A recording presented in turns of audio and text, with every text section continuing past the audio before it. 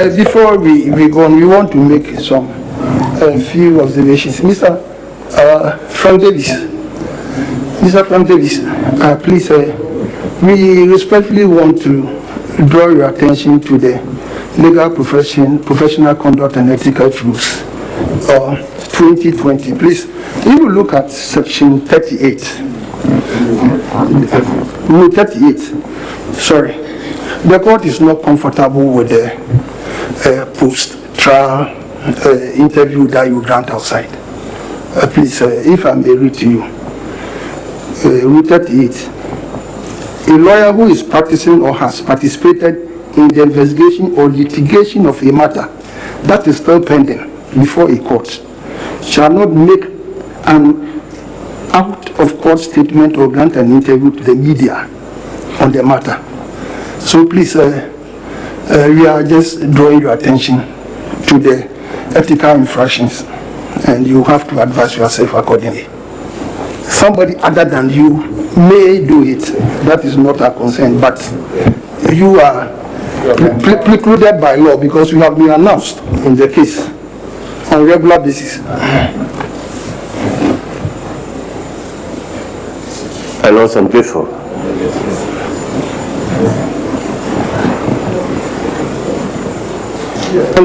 Even, please, if you are even a lawyer and you are not actively participating, please, we make a passionate plea to you to put down your roofs and grant the interview. You don't think that you should be in roofs with a wig on and under. Yes, addressing the media. Lord, the advice is faithfully taken. This is Angel 102.9. This is Ghana's own. My Lord, may we ask the witness.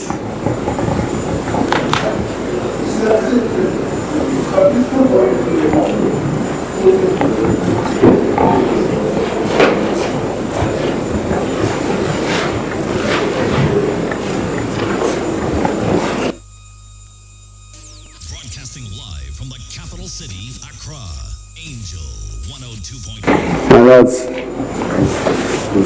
in respect of the issue of admissibility of the evidence in the video recording, our view is that at this stage we will only play the video recording for purposes of identification.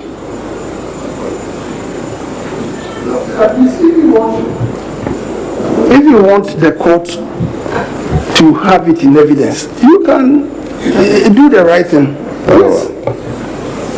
My Lord, I then wish to apply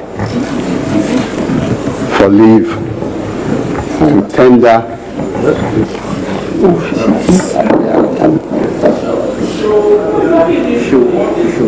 You haven't been shown it, so very well. My Lords, as I said, the object of the video evidence is to demonstrate. you show the video. Gentleman, by letting them play it, then he can see it, and then you can start from there. Very well.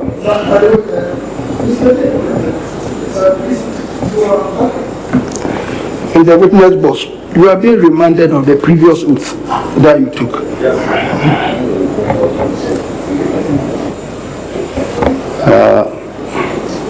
Mr. Nketia, at the last adjourned date, we sought to refer to our Exhibit A, which is a video recording. And you did not seem to have Exhibit 6, which is our video recording of certain press conferences. And you did not seem to have looked at them. And also,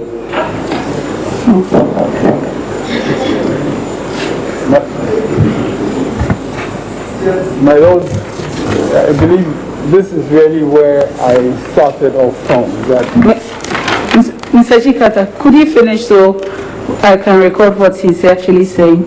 It doesn't seem to me that he finished. This is And also, there was not the necessary preparation, technically, to show what is in the recording. And the case was adjourned to today, so that could be done. Now, I believe you have seen the recording since then. Yes, my lord. I have watched the video of the copy of the video that was attached to the statement. And the recordings do relate to press conferences. Yes, where I spoke. Yes. And where you didn't speak is still related to press conferences on the 2020 presidential elections. Yes, my lord. Now, my lords, we may wish to have the recording played in open court, because it is our view that the recordings, as your lordships will see, go to the credibility of the witness and the petitioner.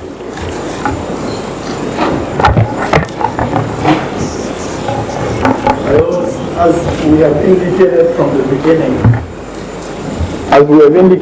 beginning, if they are being shown in order to deal with issues of credibility, we don't have any issue with that. Our concern is that it's not an issue of admissibility. And my lords, this was why I needed to clarify your last order, because The admissibility comes first. It must be admitted before we see the relevance. In that event, we are objecting to the admissibility. In that event, we are, if the issue of admissibility, I thought the witness counsel was cross-examining him some few moments ago. And he said he had seen it and he had watched it. Maybe you have other legal objections. You can be recorded as such. no, the legal objection is that it cannot be admitted through this witness.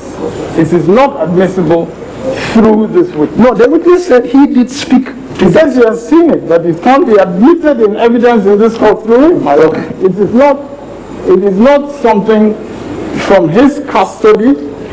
He says he has watched it. It is not from his custody. It is not a recording made by him. There is he cannot authenticate. He cannot authenticate that video. The witness has not said so. The witness has not said so. No, my lord, he says he has seen it, but Seen it. on the basis of that, we cannot, on the basis of that, we are objecting to that document being produced in evidence through the witness. The proper thing is for them to produce it in evidence if that is what they are seeking to do. That's why it's an exhibit attached to their witness statement. As an attachment to their witness statement, it is entirely open for them to put it in evidence. It is in fact the process that they have initiated, but they cannot tender that video through our witness. They cannot do that, my lords. They cannot do that, and we respectfully object to that evidence by virtue of Section 6 of the Evidence Act.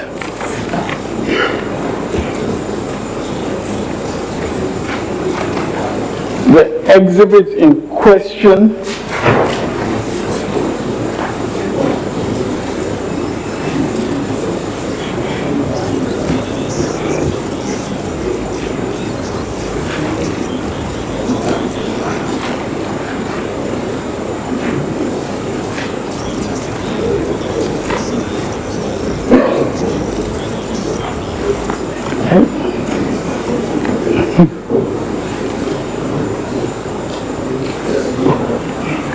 the exhibit in question is not coming from the custody of this witness.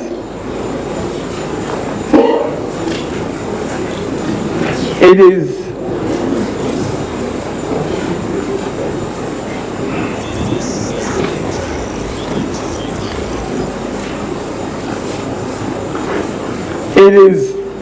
according to counsel, it is an exhibit attached to the witness statements that they are seeking to introduce before this court. And they are entitled to introduce it into evidence through their witness when he is called into court. It is a different matter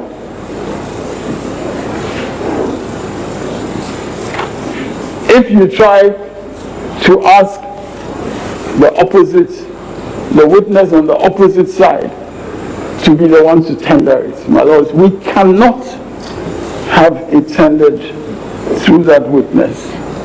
And my lords,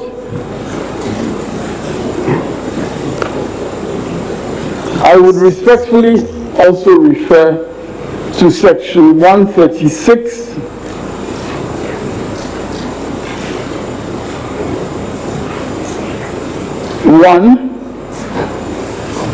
which indicates, which provides as for of the Evidence Act, 1361 of the Evidence Act, I'm sorry.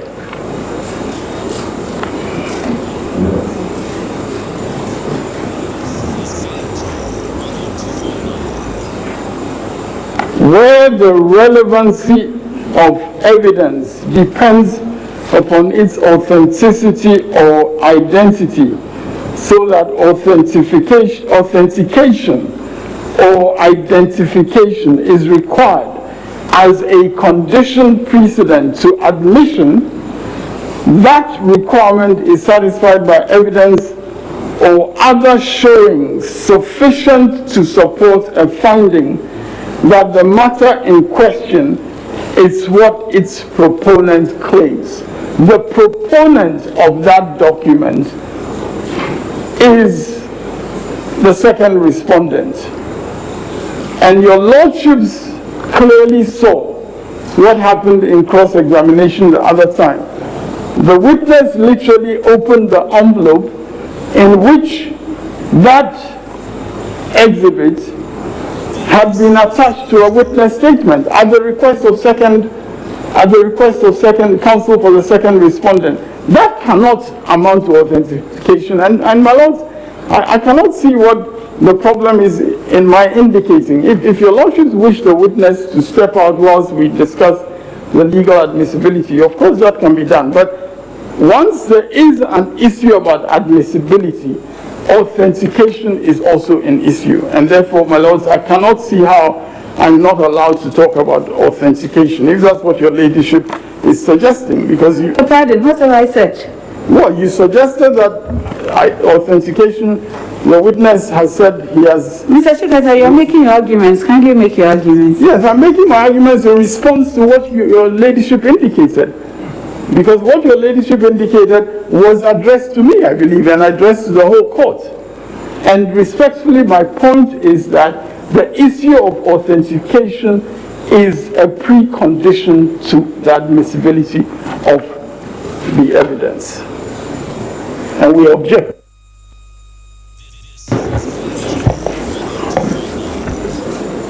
Your Lordships, with all due respect, the objection being raised by counsel for the petitioner is misconceived. And it is misconceived for the simple reason that the witness has identified the evidence that we seek to tender through him. It is evidence about what he said in the press conference, and he's admitted before this court early this morning, we are not talking about Friday, we're talking about early this morning, he admitted that he had looked at the videos and he admits that they cover statements that he had made at press conferences. So that is an identification and authentication of the evidence. Secondly, he's also admitted before this court that the video also covers statements made by the petitioner and other leading members of his party. So my lords, it seems to me that in terms of the condition precedent, that ought to be satisfied by section 136(1). It is more than met. And we therefore pray that the objection be dismissed. Are you objecting because the document is attached to their witness statement? Is that the ground upon which you are raising your objection? No, my lords, I'm objecting on the grounds that if that document, which is their evidence, if that document is to be admitted in evidence, it ought to be admitted in evidence through their witness. And secondly, my lords, secondly, as I indicated, that document's authenticity has to be established.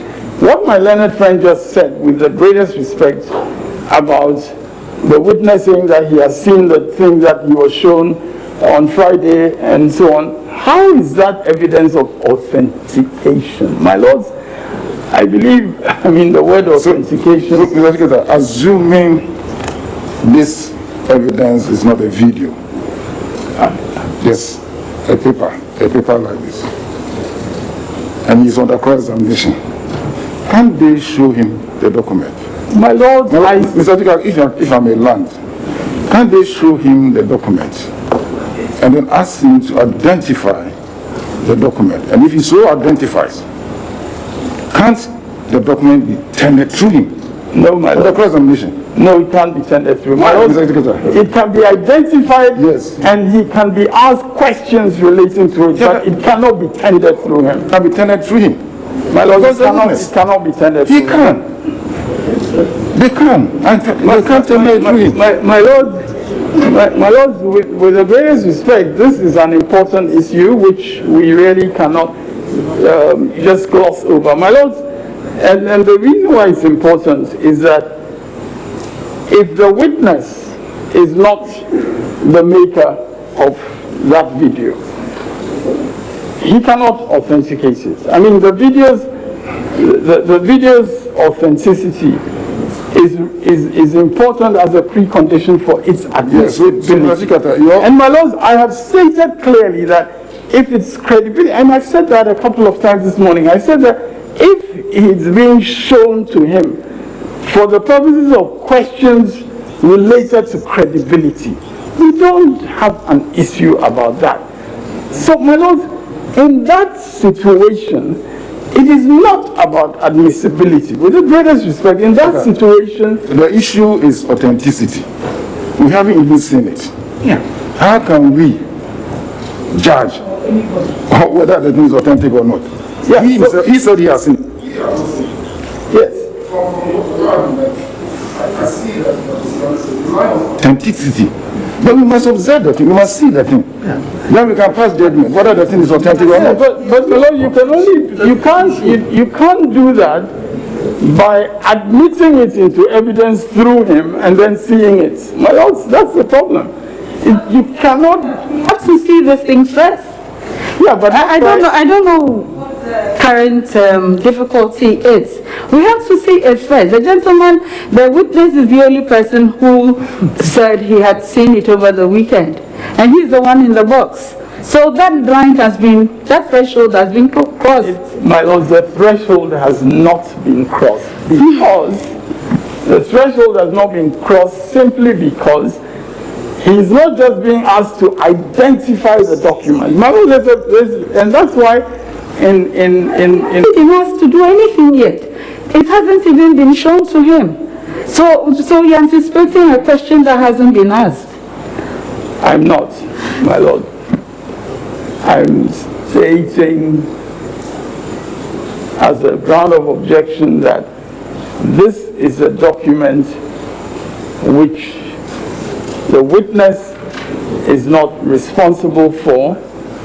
It cannot be admitted through him, and its authenticity has not yet been established. It is a different matter if it is just being shown to him for the purposes of questions that will test his credibility, but if it is about admissibility, we are objecting.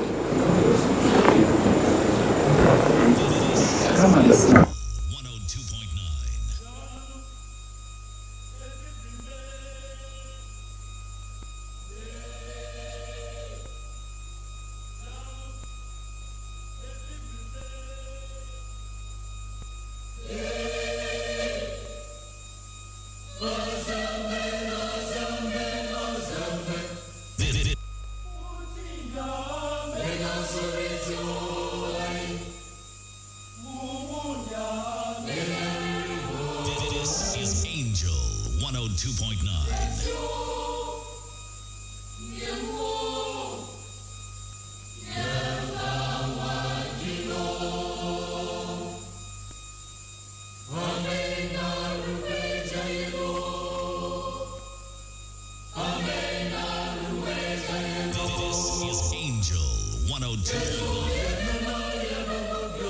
If I may just finally indicate that if it's identified, it is still open to them when their witness comes for them now to tender it. That's how.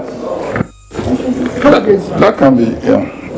My lords, what I was saying respectfully is that if the witness identifies it as something that he has been shown and is marked ID1, at the point in time where their witness comes in, that ID1 can become evidence. That is my understanding of the that ID1 then becomes admitted as evidence from their side. Another possibility. That is possible. My own, respectfully, that's the only possibility. Mr. Chikota. No, that is not. The first principle that I was saying that you could tender it through him. I think we can debate on it, but not here. We don't want to engage in academic exercise. There could be a debate because I think that once he identifies the document and finds that he has seen it, he's seen his picture in it, he has seen himself in it, they can identify, they can tender it through him. Respectfully, the reason why that would not work is because, respectfully,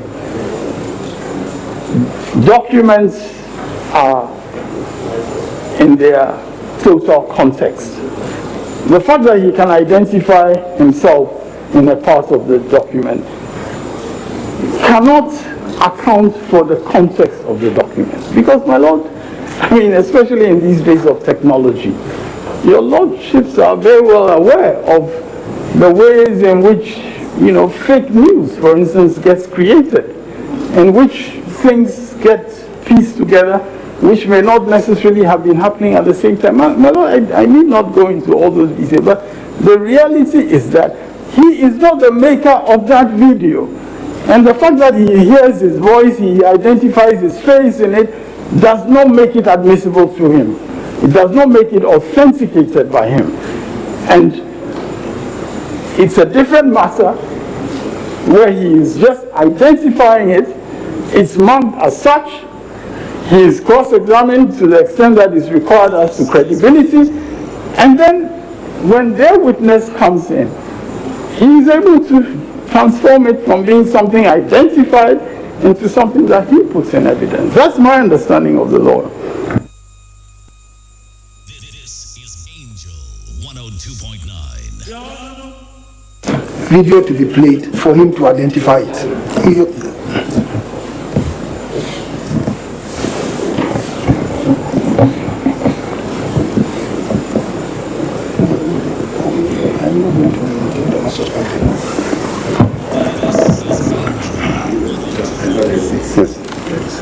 This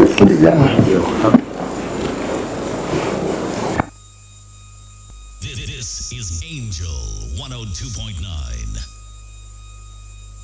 This is Ghana's own Angel 102.9.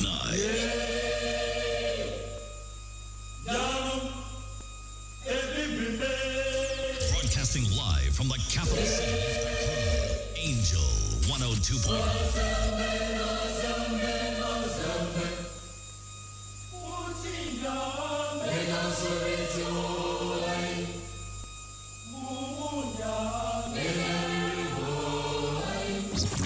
This is Ghana's own Angel.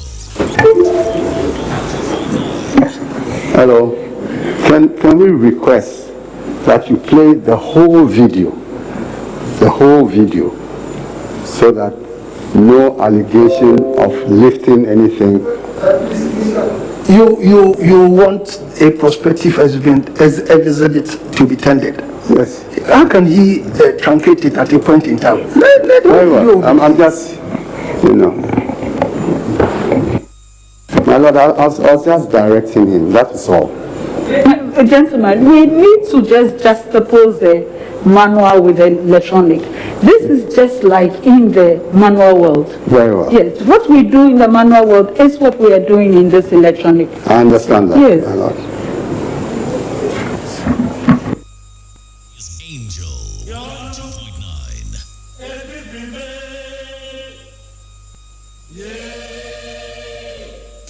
Broadcasting live from the capital city, Accra, Angel 102.9.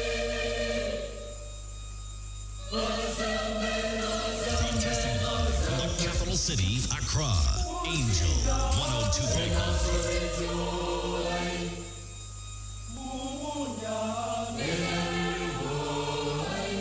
This is Angel 102.9.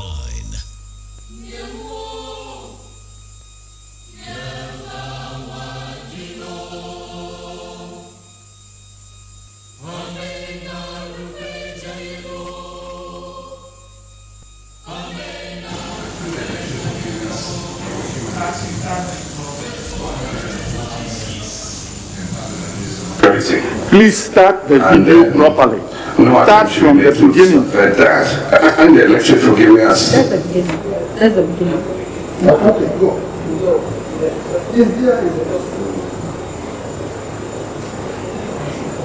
Working majority in parliament. 140 seats in parliament, which is a majority. And no attempt should be made to subvert that. I've looked at the results we've collected so far, and I'm excited, I'm happy with the results.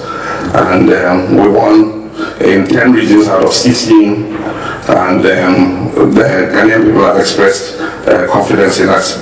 We will resist any attempt to subvert the will of the people. Have won this election by some 6,166,385. And that constitutes 50.15%. Only to end by expressing my deepest gratitude to you for your tremendous support, which you expressed overwhelmingly and convincingly at the polls. There's no doubt that Ghanaians from every region of this great nation of ours voted for change. And we did so in both the presidential and parliamentary elections. He has won 141. That puts us in a clear majority and will be giving President Mahama the needed majority in parliament to be able to conduct his business as president. What a clear majority. Presidential candidate of the National Democratic Congress, who is the president-elect. His Excellency John Dramani Mahama will address the nation and speak to issues pertaining to the presidential results declared by the Chief Minister of Manasari elect. This is Angel 102.9.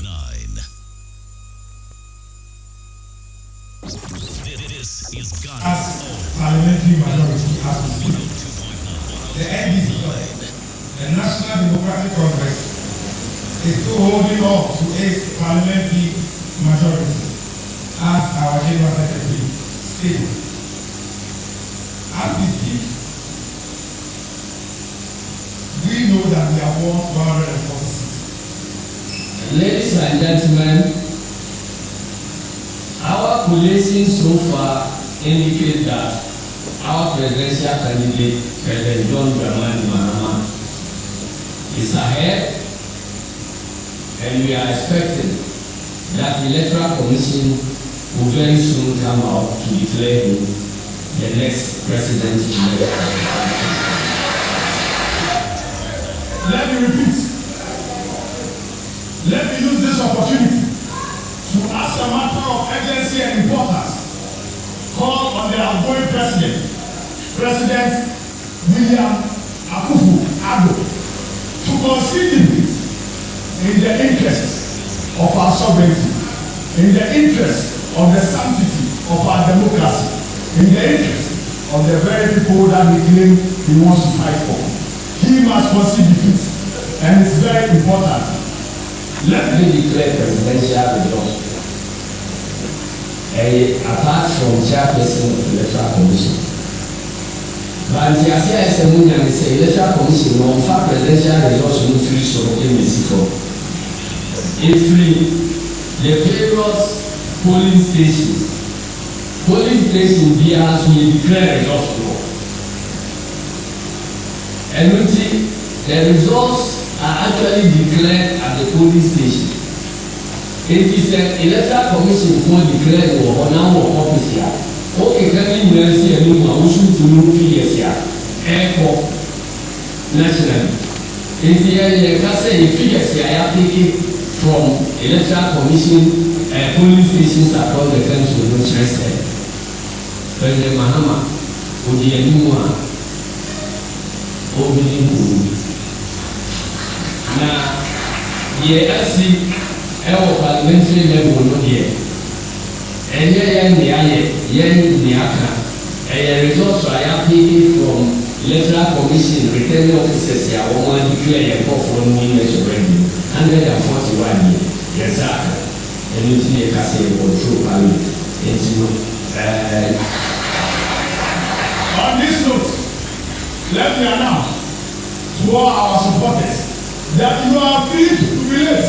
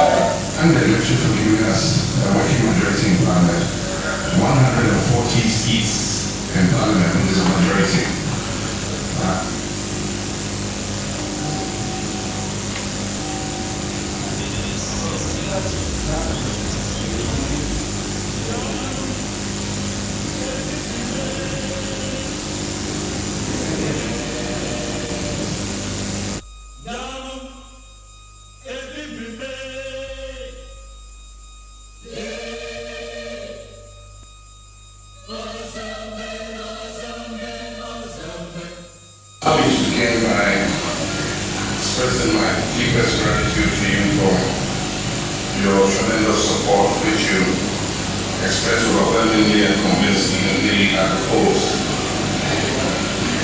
There's no doubt that Ghanaians from every region of this great nation of ours voted for change. And we did so in both the presidential and parliamentary elections.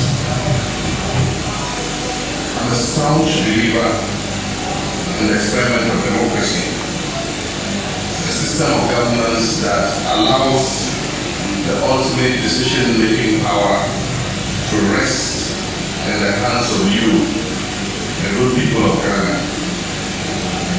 we the people, who with an eye towards the future we would like for our dear country, elect representatives to go forward and realize that vision.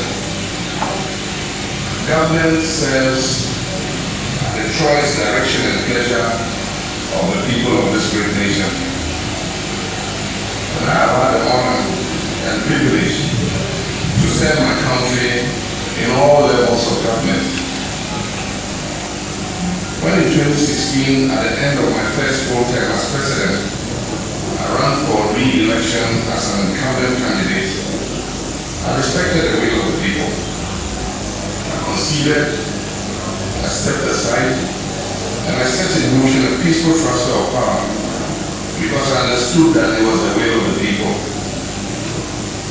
And if we are to progress as a nation, if we are to live up to the inheritance of our history, one for which people paid the ultimate price, the sacred verdict of the people must be respected.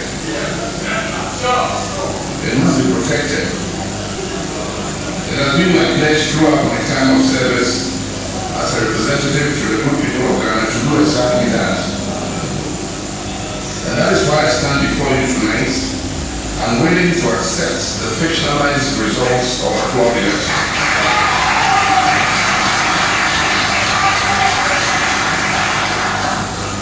My brothers and sisters, it is important to remember that the government that is in power controls all of the state resources and oversees all of the state's institutions. The line he treads between his loyalty to the power that is held by the people and by his own desire to hold on to power can be a very thin line indeed. We went into the 2020 presidential and parliamentary elections with assurances from the Electoral Commission and the relevant state actors that it will be conducted in an atmosphere free from fear and that it will be fair, transparent, and credible. Unfortunately, that has not been the case. What we witnessed across the country from Monday, 7th December 2020, exposed a deliberate plan to manipulate and predetermine the results of the election in favor of the incumbent candidates, who are so happens control all of the state resources and oversees the state institutions. Despite all of the ruling parties' inducements, use of monetary enticements, and other such schemes on a scale never before seen in the history of this country, the good people of this country understood what was at stake, and it was clear as the results of the votes that were legally cast that the National Democratic Congress won the presidential primary.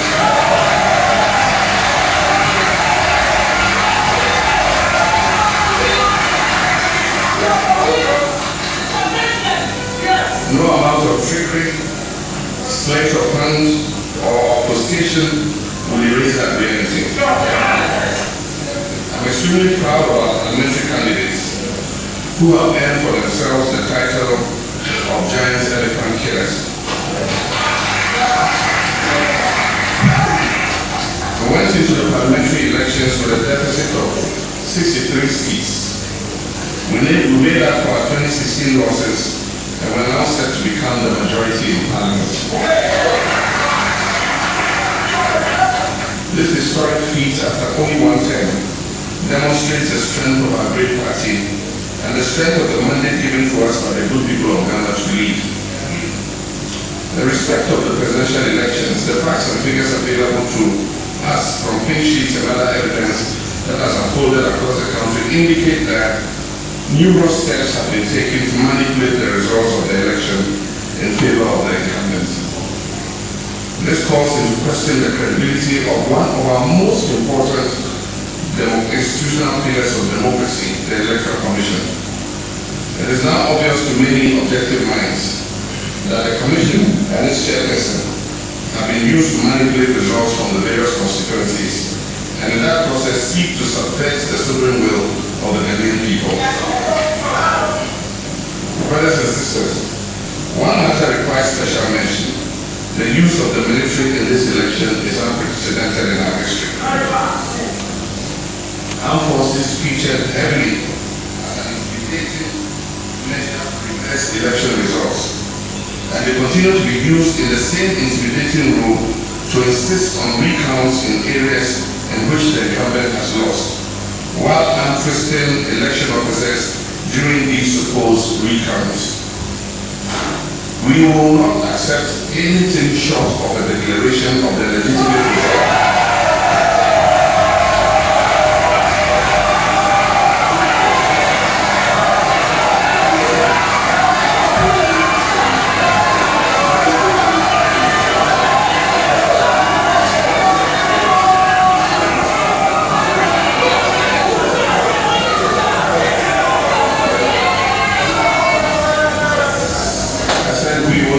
Anything short of a declaration of the legitimate results which points to an NDC parliamentary majority.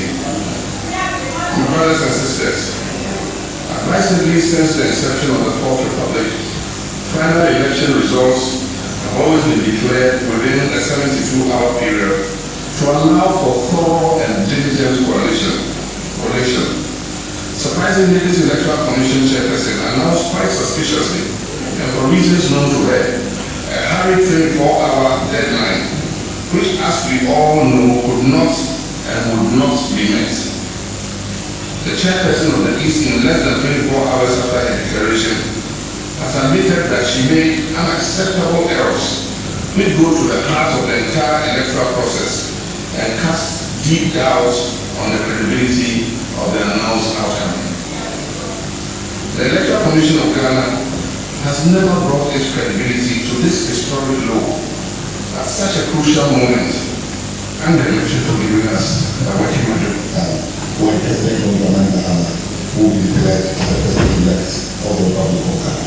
We heard you earlier on giving bye-bye to the NPP people here. What's that assurance that you have that's giving you, that you have that you think, okay, is it at this moment they are saying bye-bye to the people? I'm sure you have monitored the media. Initially, they speculated 21% for the NDC in the century. There were press conferences. They indicated the NDC has only managed 21% of the total amount was cast in the century. Because they know that anything above 25% is a victory for the NDC.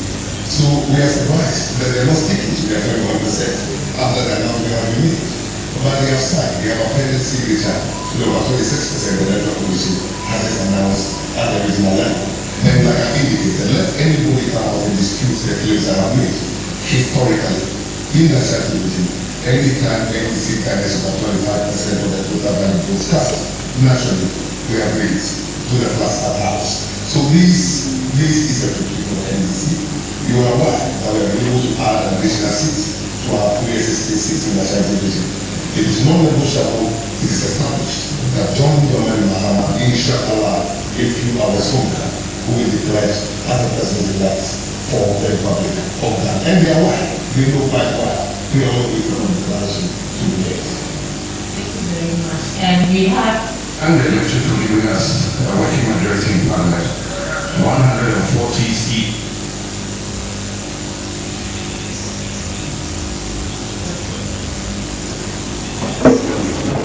Yes, Mr. Kutampa. Mr. Kutampa.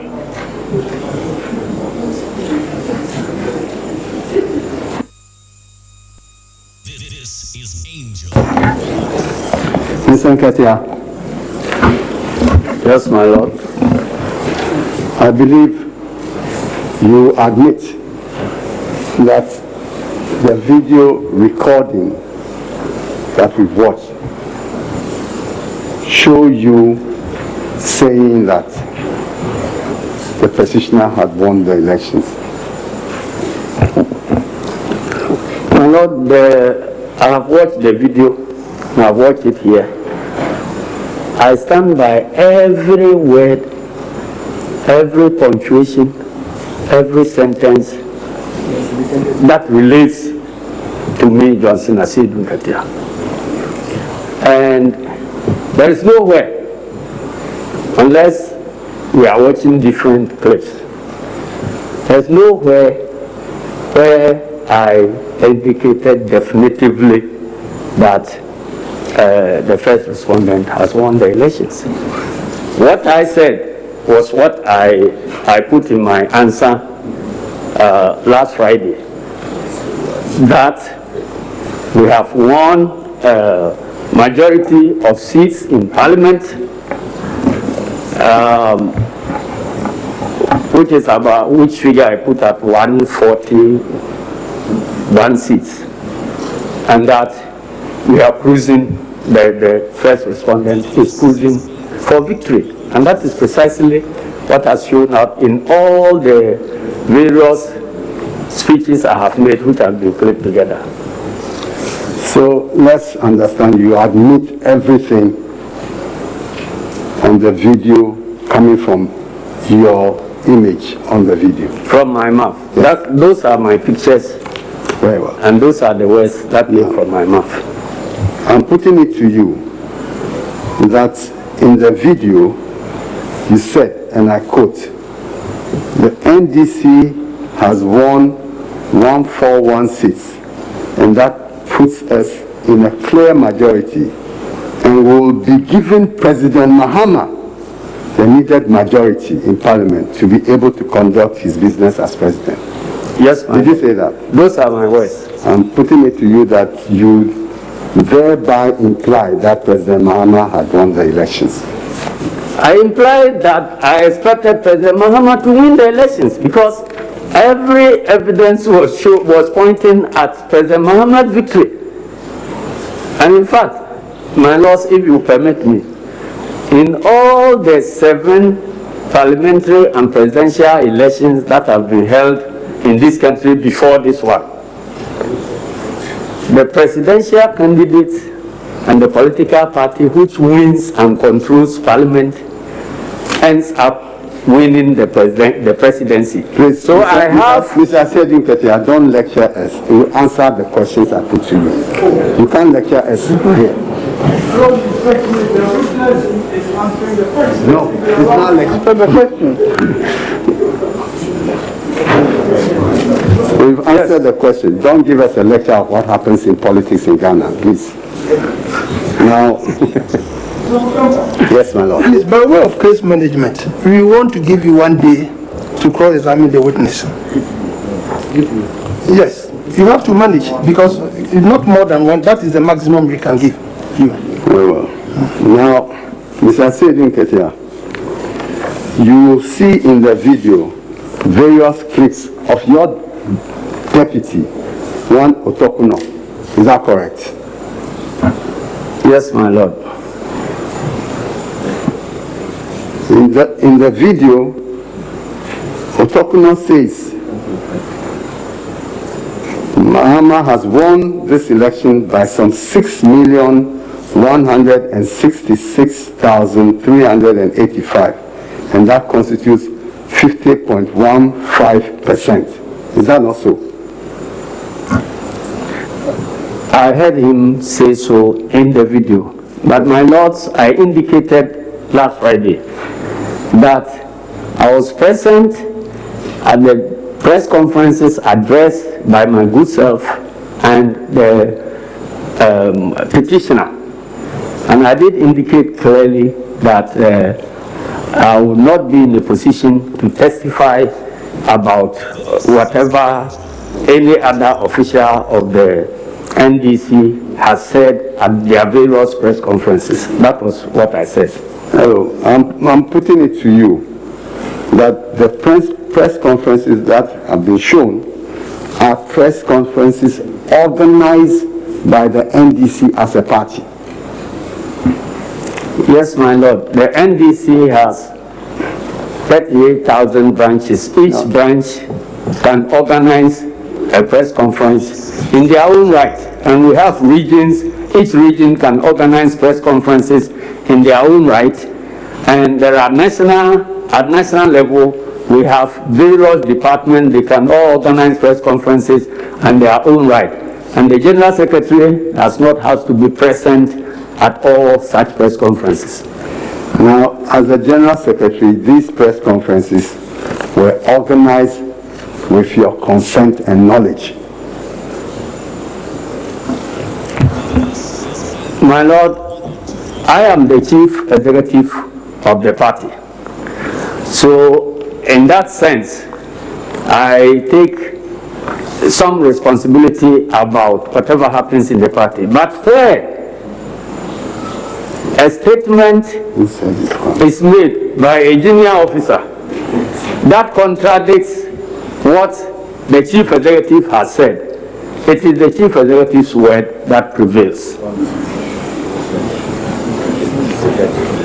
Now, again, you saw Mr. Sami Damfi stating that introducing the petitioner as president-elect in the video. Yes, my Lord, I saw it in the video.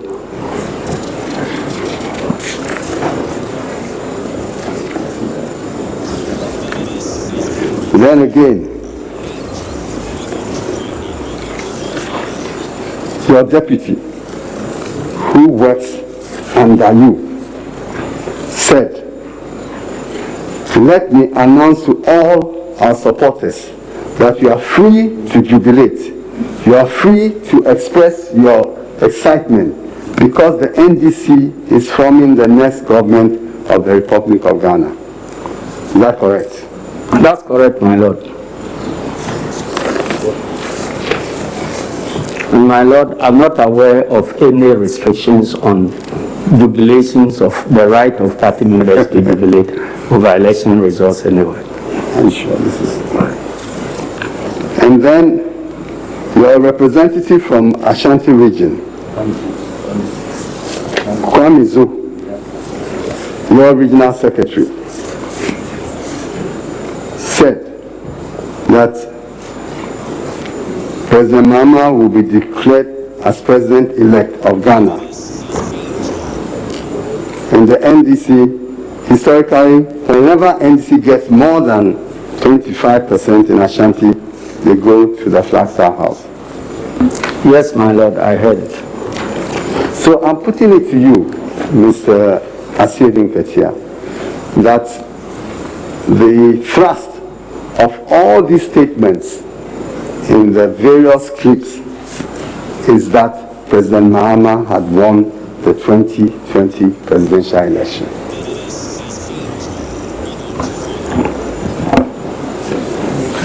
My Lord, these statements, according to the videos, were made at different times.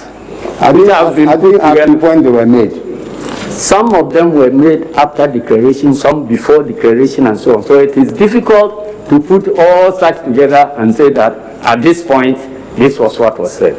No, I'm putting it to you that these statements were made before declaration.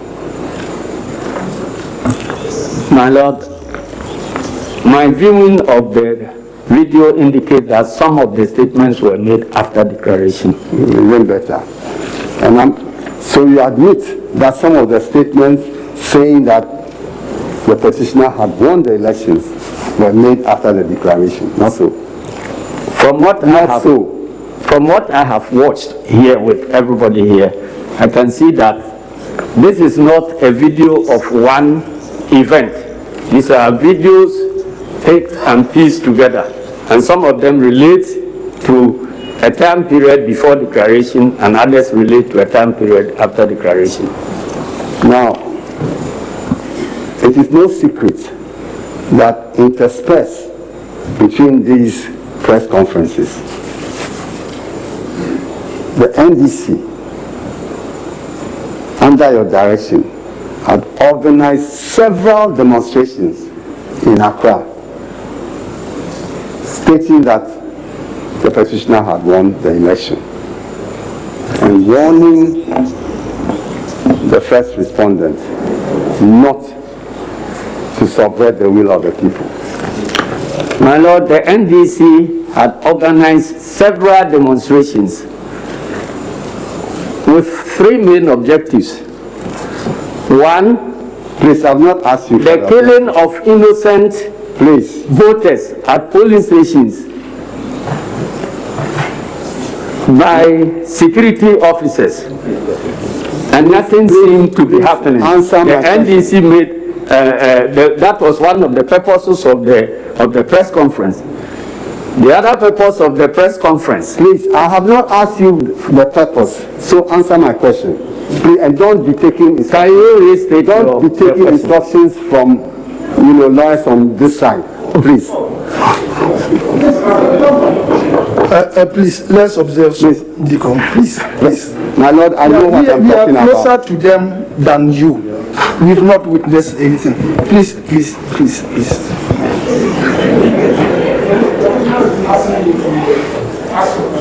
Yes, please answer my question, and you had your opportunity to write your witness statement. So now you answer the questions. You understand? Please, I'm asking the question again, and I answer according to my ability and what I consider to be the answer to the question. I'm saying that interspersed between these press conferences, yes, the NDC organized a series of demonstrations, the object of which was to... King is loaded. You see, it is double barrel. Can't you break them? Organized a number of demonstrations. Is that so? Yes, we did. And one of the clear objectives of these demonstrations was that the petitioner had won the elections and the EC should not subvert the will of the people.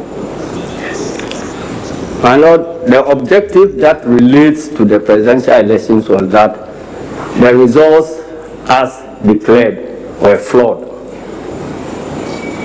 And the commission itself had accepted that the results were flawed, and that's why they kept changing the figures. So you admit that you said that the results were flawed? Yes. Who, in your view, won the results? The elections? My Lord, who? We are not interested in winning or losing a flawed election. Very well. We want the election, we want to be winners of an election that is credible. Now, it is also true that notwithstanding all these statements that your party, yourself, and the petitioner had made, that the petitioner had won the election, when you eventually filed your petition, there was nothing in the petition about the petition having won the election. My Lord, I have indicated earlier. No, please answer my question. Please, I'm about to answer the question, unless you are not ready to listen to the answer. I've asked you that when you filed the petition. Yes, my Lord. Yes. There was nothing in it to the effect that the petitioner had won the election. In the petition, yes. Now, again, you claim in one of your statements that elections were won in the polling stations all over the country. So I'm putting it to you that when you made the statement that the petitioner had won the election, it presupposed that you had the polling station pin sheets. My Lord, I indicated that I never said that the petitioner had won elections. Now, when the petitioner was telling the whole nation that the NDC had won both the parliamentary and presidential elections, on what basis was he making that statement? Mr. Gutomba, you can address on it.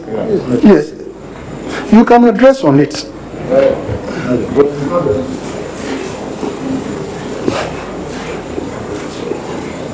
Now,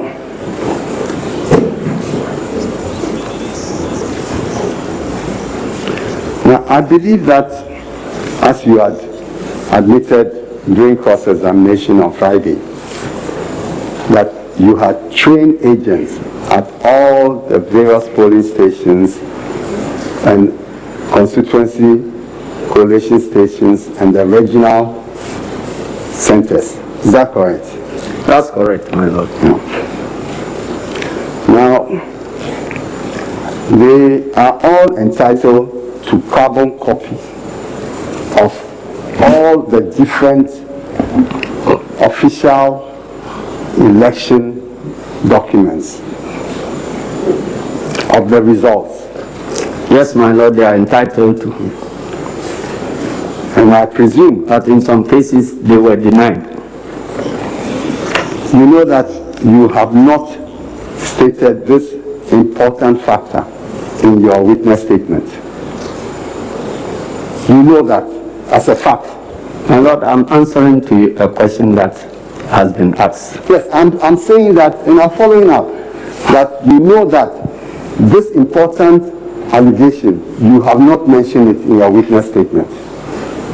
Yes, I have not mentioned it in my... And the petitioner also has not mentioned it in his petition.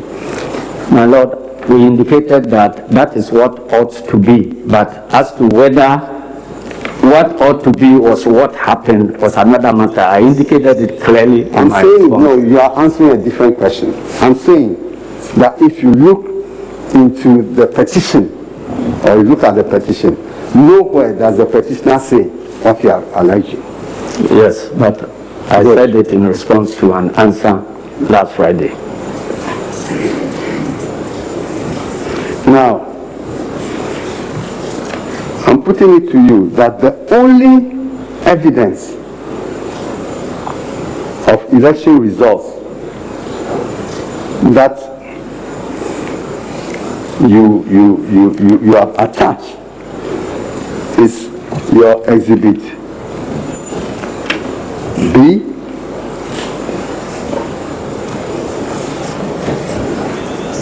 exhibit A is the declaration, exhibit B, the press release, exhibit C, the 11 constituency summary sheets, exhibit D,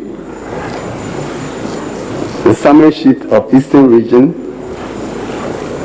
exhibit E, the 275 constituency summary sheets, which you describe as the spreadsheet of the constituency summary sheets released by first respondent on his website. Yes, my lord, I indicated that we chose to rely on the first respondents' own figures, thereby judging them by their own Bible. So it means that you accept the information on those documents of the first respondent. The information suggests... No, I've asked you a simple question. You are saying that you accept the information in those documents as the documents of the election.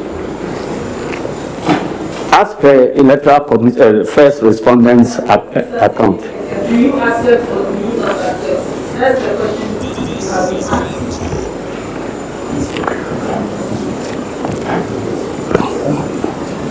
My lord, if you can no, it's the same question. Ask what? That you accept the information in the documents that you have attached. My lord, I've been advised by my lawyers that that is the information. However flawed it is. We are not talking about what. Don't look there, please. We are not talking. We are not talking about what your lawyers advise you on. We are talking about you. Yes. So what do you have to say? My lord, because we disagree with the data. That's why we are here. But you are using the same data in support of your claim. My lord, the data must be internally consistent, such that the declaration must be seen to be the product of aggregation of the data. And we are entitled, as a participating party, to look at the data available to us from which the first respondent drew her conclusion. And we are saying that the data they have submitted does not support the conclusions that have been drawn. And that is why we are here. Now, you see, you have not. Please look at me, please. So that you don't ask me, I should repeat the question again. Look at me. Now, you have not provided any document of your own showing that neither party won the elections. My Lord, please, it's the documents we are working with, the information we are working with, is the result that has been declared by the... That is okay. I'm saying, as a matter of fact, that you, the General Secretary, who was directing and coordinating the presidential elections, you have not produced a single piece of independent evidence supporting your claim that neither party won the elections. Simple questions.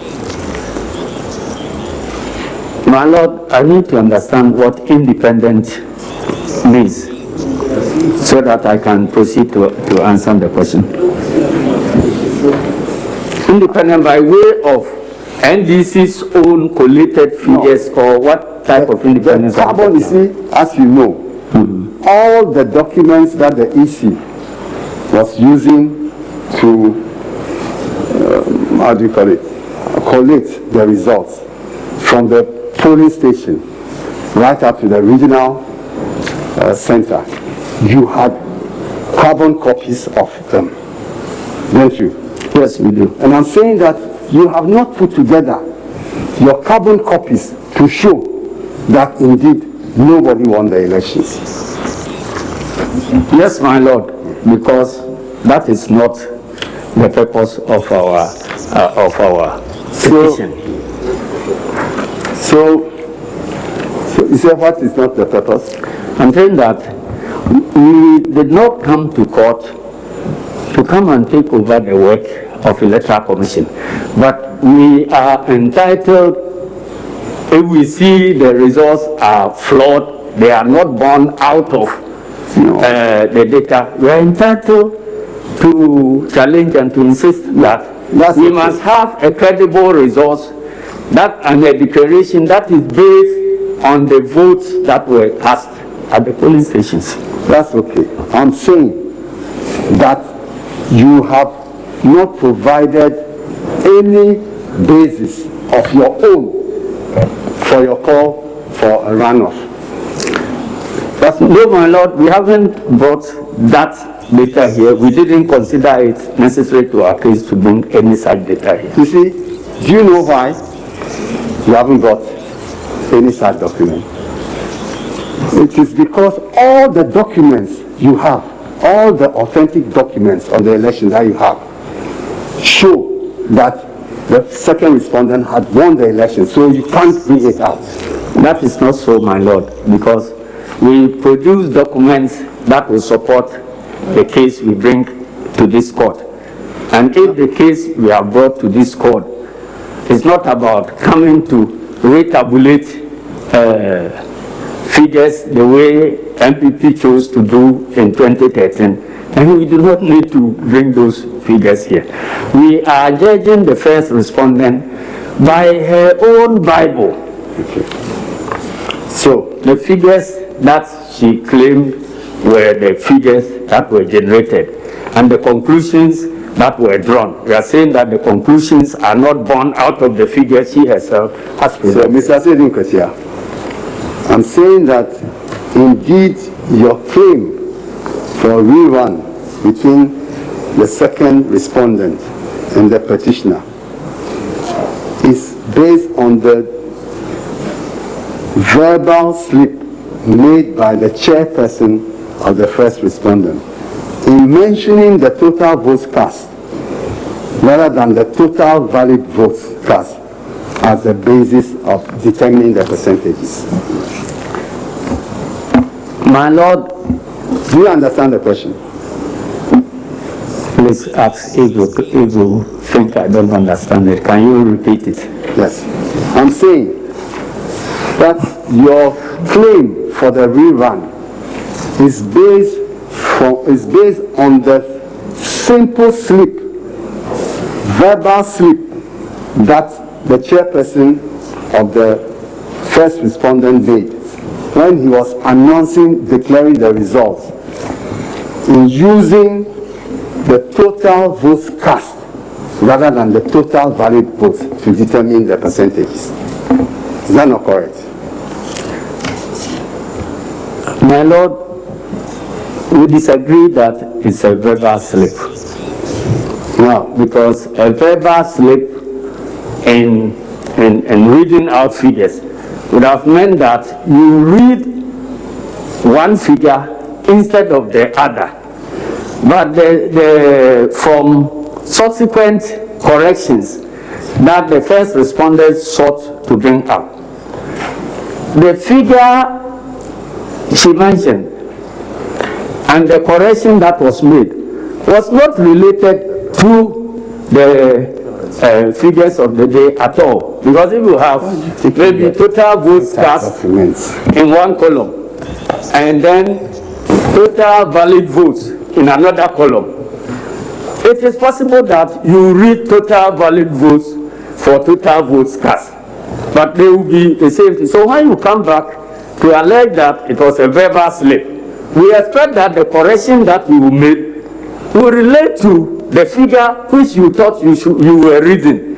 But the corrections that they claimed were made did not relate, the so-called corrected figure did not relate to any figure that was on the face of the declaration in the first place. So it was a new figure also introduced. So it couldn't have been any verbal slip. You see, Mr. Nketia, you know, as an experienced player in elections in the Fourth Republic, that you determine who wins the presidential elections based on the total number of valid votes cast. Do you know that? Yes, I do. And you know also that it is completely impermissible for anyone to use the total number of votes cast as a basis of determining the percentages. You also know that? Yes, I do. Now, you also know that if you listen to your exhibit A, that is the press conference declaring who won the elections. If you tabulate the total of all the votes obtained by the 12 candidates, you will get 13,121,111 votes. Is that not correct? My Lord, no, correct. That figure was nowhere in any declaration. No. Listen to the question. I'm saying, if you tabulate the results obtained by each of the 12 candidates and sum them up, you get a total of 30,121,111. Is that not correct? My Lord, is that not correct? As per the figures released by the Electoral Commission, that is correct. Okay. Now, you see, therefore,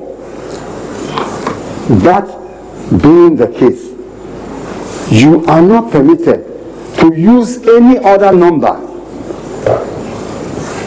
to calculate the percentages. My Lord, It's a simple question. I was not involved in the calculation leading to the declaration. I said, look at your please. Yes. You know, the cross-examination. You don't trade questions with the lawyer who is cross-examining you. He prefaced I remember when he was coming to this, he said, you are a veteran in elections. And you admitted yes. Yes. Who in Ghana doesn't know the role you have played? Yes, my lord. That was why he is trying to cross-examine you. Don't try to, go wayward as if you are engaging him. Yes, my lord, we are all learning. So,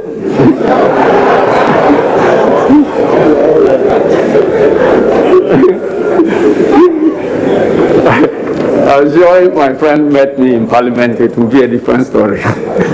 So, Mr. Nketia, you admit that it is completely wrong for anybody to use the total votes cast as a basis for determining the percentages of the votes obtained by the different candidates. yes. Yes. And anybody who does that, his position cannot be accepted anywhere in Ghana. Yes, my lord. You see? But that is precisely what the petitioner does in paragraph 16 of his petition. You can check it and read it out to the court.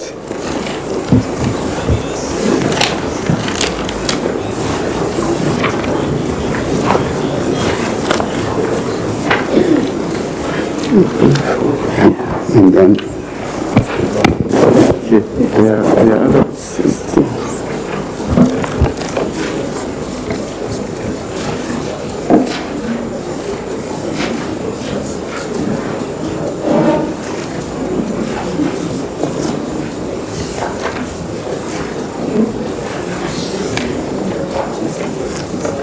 paragraph 16. read it out.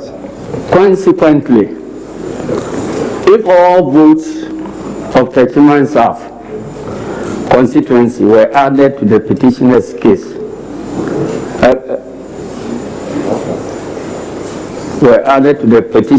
votes, second respondent's votes will remain the same at 6,730,430, now yielding 49.625%, while the votes of petitioner would increase to 6,342,907, now yielding 46.768%.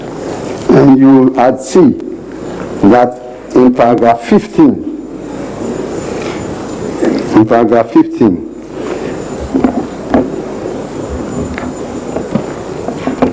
I read paragraph 15. yes, The Petition South constituency has a total registered voter population of 128,018, and if added to the total valid votes announced by Mrs. Jean Adukwe-Mensah as cast, i.e. 13,434,574, the resultant figure would now be 13,562,592. you see, I'm putting it to you that the figure 13,434,574 does not represent the total valid votes obtained by the 12 candidates if you do the addition from the announcement, the declaration in your Exhibit A. It doesn't. Can you come again, please? I'm saying, I want to hear the question. I'm saying that if you do your addition of the votes obtained by each of the candidates as declared by the chairperson of the first respondent, what the sum you get is not 13,434,574. It is not. Yes. If you like, we'll give you a calculator. I'm saying that it is not the total valid votes. My Lord, yes, it's not the total valid votes, but we are not claiming that that was the total valid vote. This is a response to the statement made by the first respondent herself as the basis for the declaration of the results before taking into account Petition's votes. So we are again judging her by her own Bible. I don't have a problem with that. But therefore, you cannot use what you know is factually incorrect and not permitted by the rules governing our election as the valid vote, total valid vote cast. You can't use that. Even if the EC made that mistake, you can't use that as a basis for your claim. My Lord, as I sit here, I don't know the total valid votes really cast. All the figures are coming from the first respondent, and that first respondent keep changing those figures. My question is, please answer my question. Your answer being the case that the 30,034,434,574 is not the total valid votes.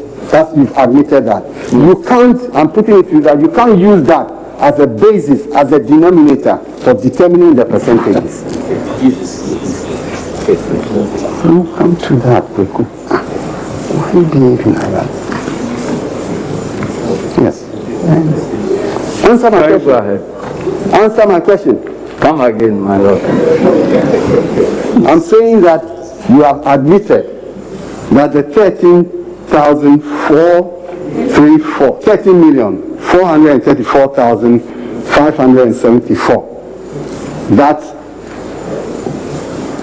the chairperson of the EC announced is in fact not the total valid vote cast.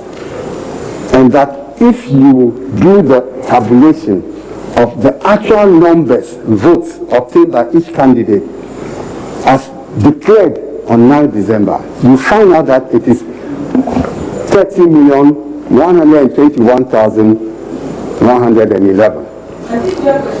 Yes, I'm just trying to help you understand. Okay. And therefore, it is impermissible for you to use this 30,343,574, even if it was used by the EC chair, to determine the percentages. My Lord, both figures are coming from the same source. I didn't ask you the source. I'm saying it is impermissible for you to use it as the total valid vote cast. If the first respondent declares it so, it must be so. So you see, then if the first respondent declares that the second respondent is the winner, it also must be so. No, my Lord, because that is why we are here. My Lord, if the first respondent declares that these are the figures, we are entitled to rely on those figures. And when we find out that the figures are internally inconsistent, we challenge her conclusions and then we come to a forum like this. You see? Or otherwise, I have been a banker. When a check is written, please, and there are problems with the check, please, not one signatory can cancel. You bring it back to where the check was written, and all the signatories will cancel and make the corrections. We have stated that we were not part of any attempt. Now, you see, I'm putting it to you that you use this erroneous figure as a basis for calling for your rerun. That's what I'm putting to you. I'm saying that you use the erroneous figure of 30,434,754 as the basis for calling for a rerun. That's what you use. Whether it was used by the EC or not, that's what you use. Good. Now,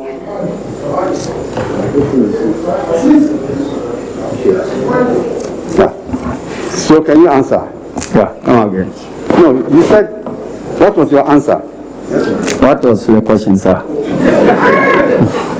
So I'm saying that you cannot use the manifestly erroneous figure or wrong figure of 13,434,574 as the total valid votes cast to determine the percentages of all the 12 candidates, and in particular the second respondent and the petitioner. That's obvious.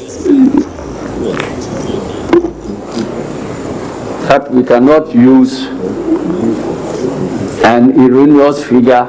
I want to get the question well before I can give you an answer. This is the third time I'm asking you. Yes, please do.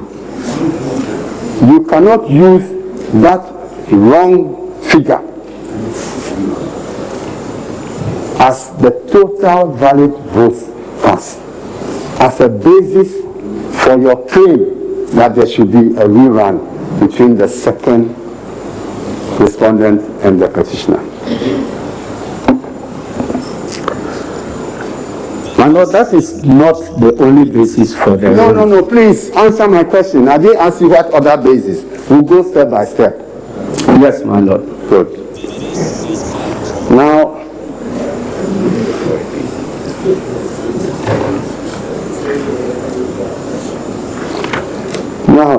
you admit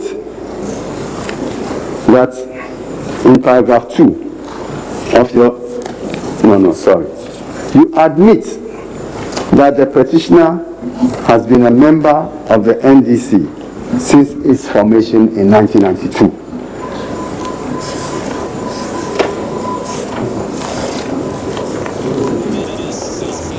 Since its formation, the NDC's formation is in 1992. I beg your pardon, you are referring to... Is that not so? You are referring to... The petitioner. Okay. You don't know when... No, I want to, with the permission of my Lord, refer to the paragraph you are quoting. No. No quoting. I'm asking you a general question. Yeah, he's been but if you think you need to, refresh. Yeah, he's been a member of the NDC. And naturally, he was the NDC's presidential candidate. Yes, my Lord.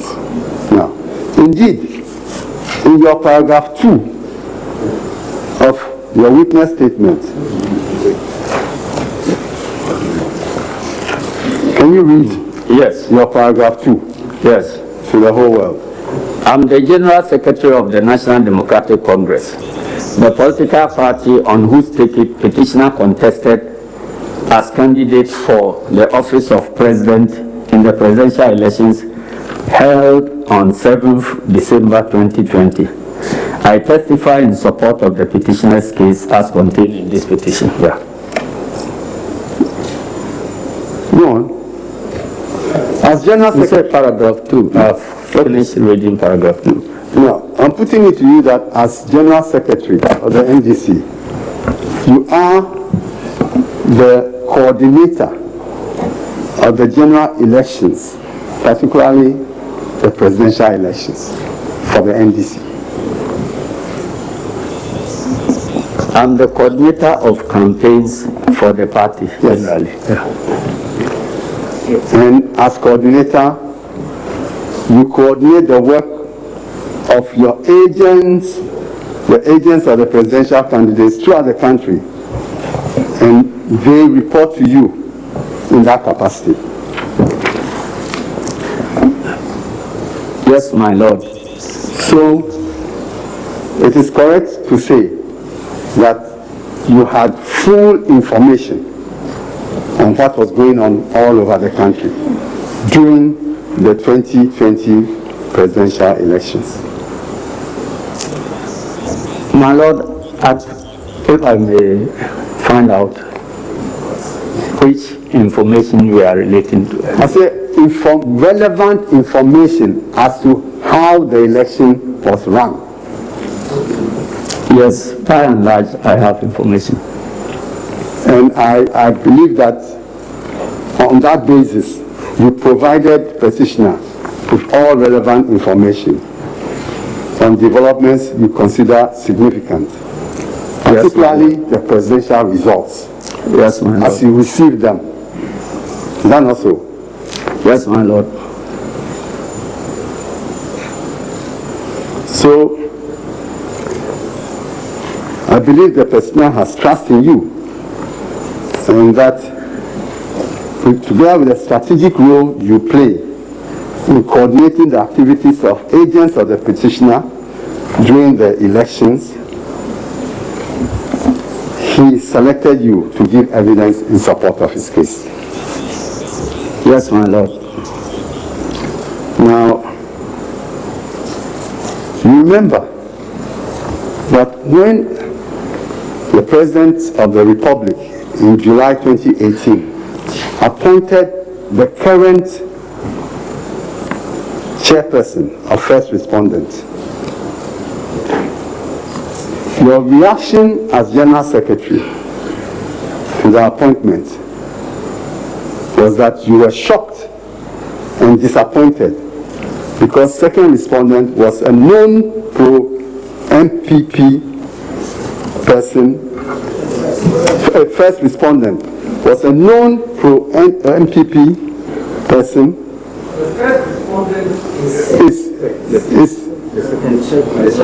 The chairperson of the First Respondent is a known MPP person and an anti-NDC person.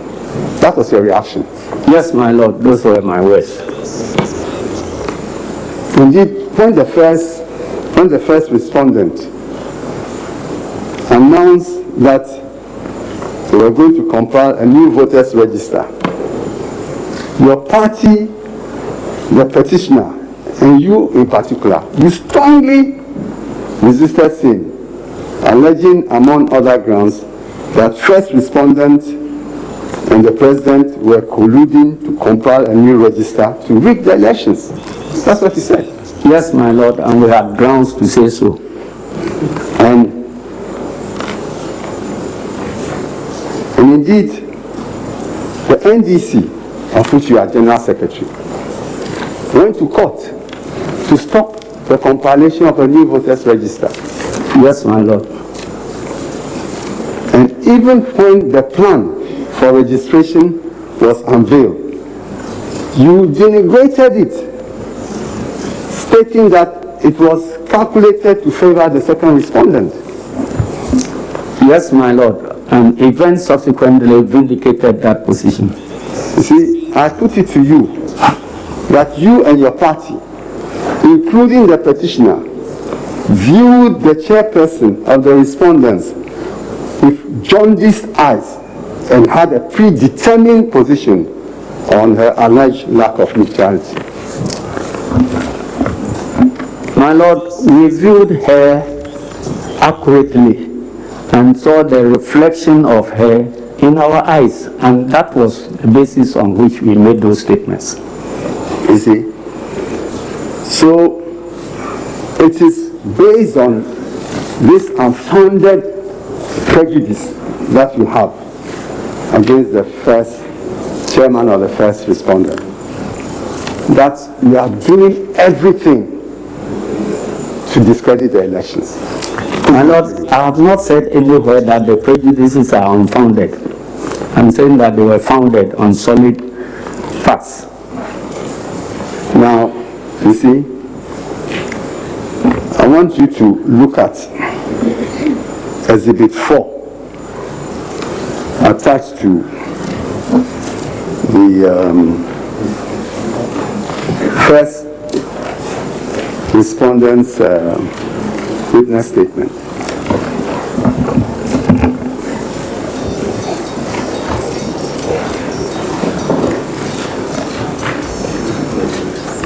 That's what I said.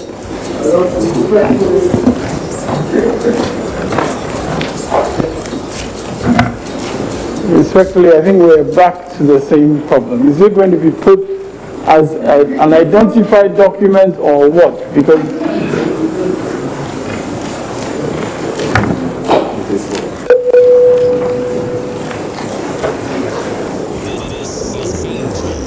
now,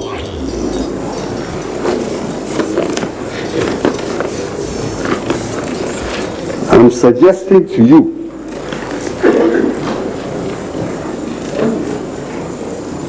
for purposes of identification, for the time being, that this is the official Form 13B, that is the Declaration of Presidential Election Results, National Summation.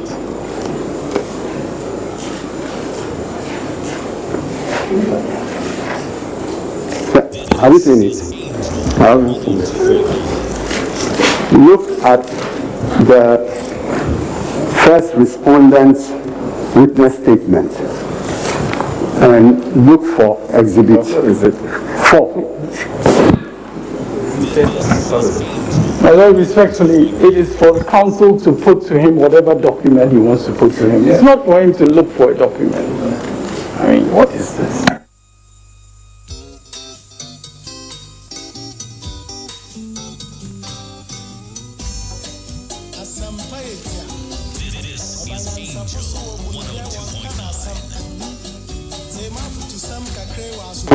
First respondent's witness statement is not in evidence. It's not in evidence yet. Yes. Yeah. This is Angel 102.9.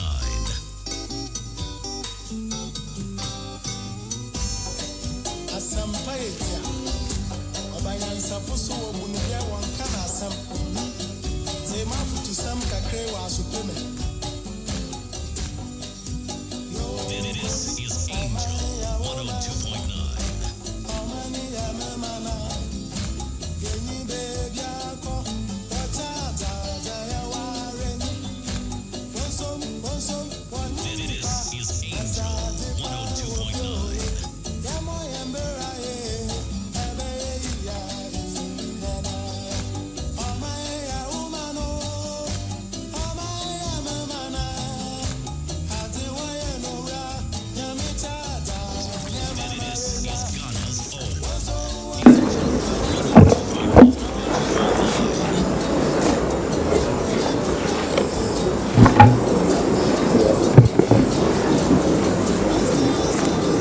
My Lord, my first time of seeing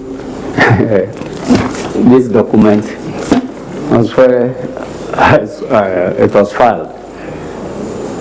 Very well. We were never even, I never cited it anywhere. I've never signed it. The agents at the strong room don't have their signatures here. And the announcement, the declaration that was made on the 9th did not relate to any of the figures that I'm seeing here. We'll come to that. You will relax. So you look at the percentage, the total number of valid votes obtained by the second respondent. What is it on this document? On this document, yes. I can see 13,121,101. You see, you've also made an error. I said the total valid votes obtained by second respondent. Oh, okay. You see, you have made a mistake.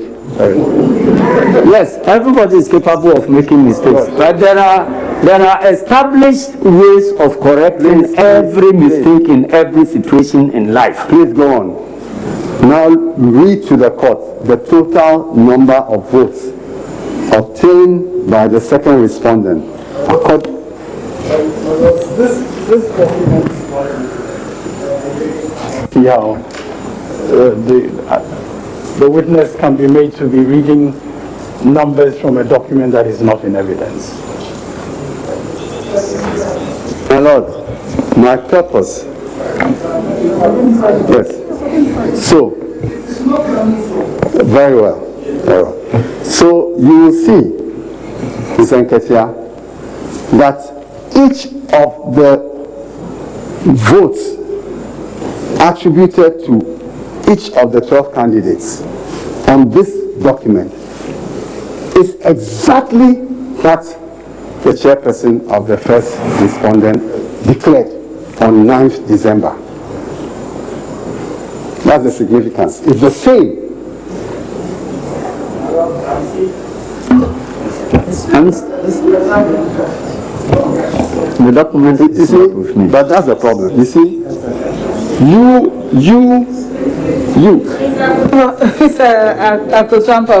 You have to be patient. Very well. Both of you can speak at the same time, or you lose. My Lord, I'm well advised.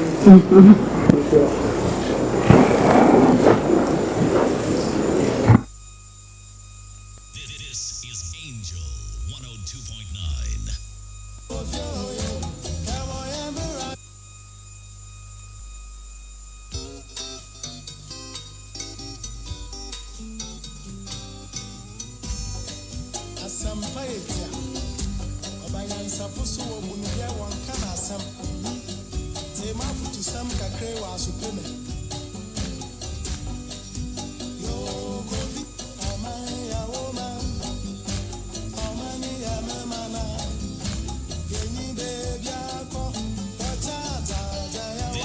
is Angel 102.9.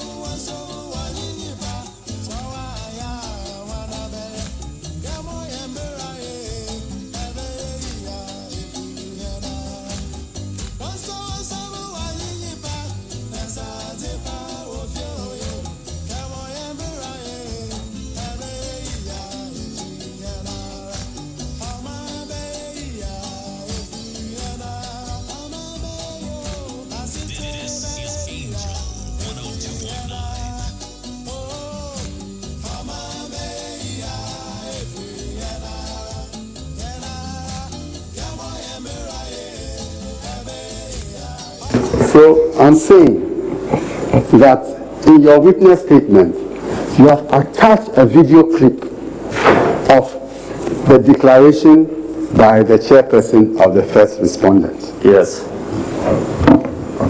Do you want it to be played so that you can refresh your memory?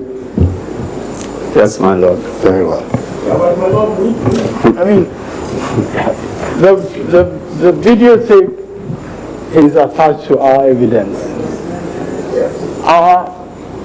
At the appropriate time, it can be played. But we need to understand what is the purpose, because we cannot just go on in this manner. When a document that we have tendered in evidence, they are going to determine when it is going to be played. Is that the procedure? No. Because you see, there's a problem with this witness statements which has been introduced. Yes, you see, what we normally do, as you've done in this case, is for you to exchange the prospective exhibits. At least they have a fair knowledge of the exhibits which you intend to tender. Equally so, they also have a fair knowledge of the exhibits which you may tender. So that is why probably you attach it, not to take them by surprise. Yes, and they would want the court to have, the witness who had it annexed to the witness statement to identify it. And I think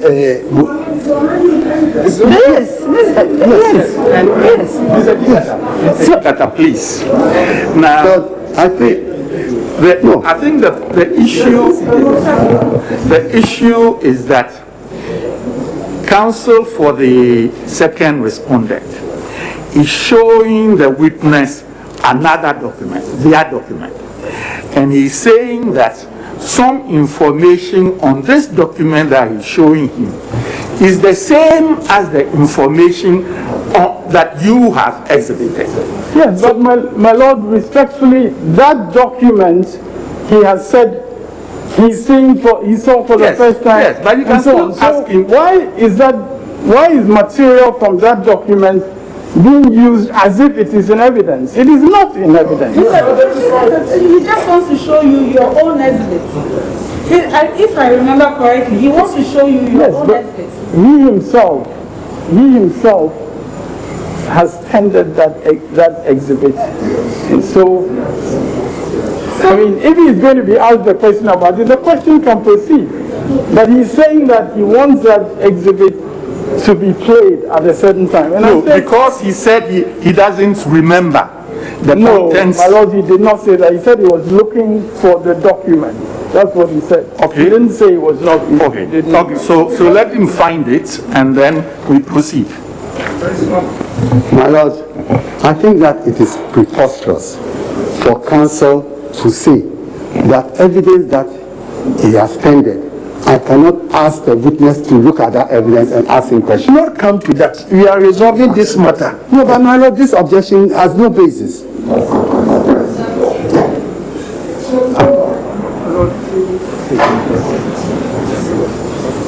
Well, my Lord, my submission. No, he was already said that it is part of the evidence. And he's saying that they have not played it yet, so we cannot, when they have finished their evidence in chief. My Lord,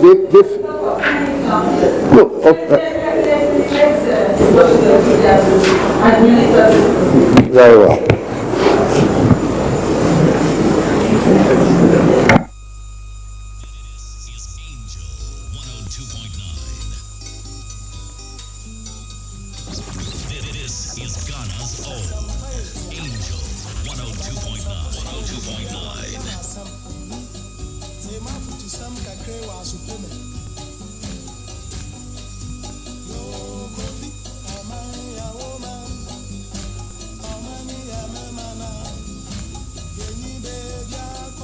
I think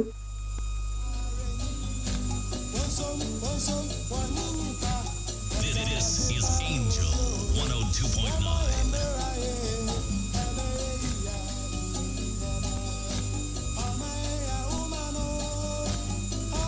Mr. Kotampo, could you kindly remind me which exhibit were you referring to? They are exhibit A. Mr. Sidon, first exhibit A. Yes, my Lord. All right. Thank you.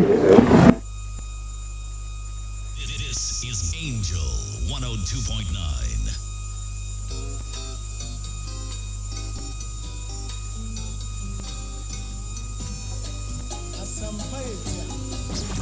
This is Ghana's own Angel 102.9. 102.9.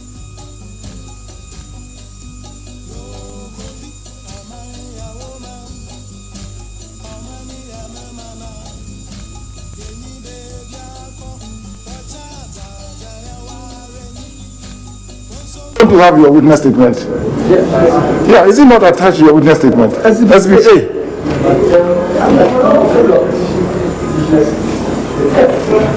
It's not the petitioner's. Yes. This is Angel 102.9.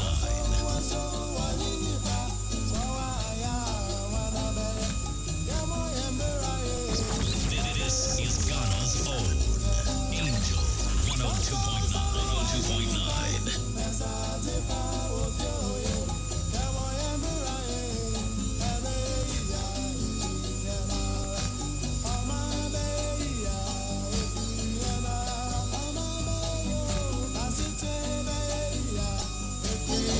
102.9.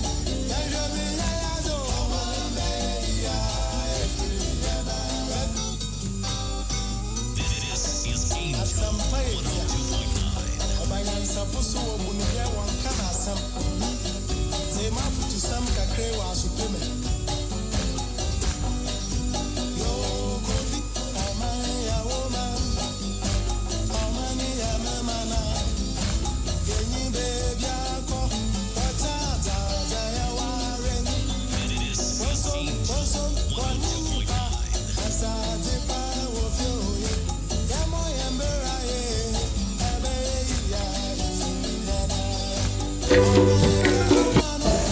election was conducted in 38,622 polling stations across the country and in 275 constituencies. I'll now turn my attention to the reason why we are here. At the end of a transparent, fair, orderly, and timely and peaceful presidential election, the total number of valid votes cast was 13,434,574, representing 79% of the total registered voters. Permit me to present the results in the order of appearance on the 2020 presidential ballot. At the end of the polls, Nana Akufo-Addo of the New Patriotic Party obtained 6,730,413 votes, being 51.595% of the total valid votes cast. John Dramani Mahama of the National Democratic Congress obtained 6,214,889 votes, being 47.366% of the total valid votes cast. Christian Kwabena Andrews of the Ghana Union Movement obtained 105,565 votes, being 0.805% of the total valid votes cast. Ira Kabla Greenstreet of the Convention's People's Party obtained 12,215 votes, being 0.093% of the total valid votes cast. Madam Kofi Adonko of the Ghana Freedom Party obtained 5,575 votes, being 0.042% of the total valid votes cast.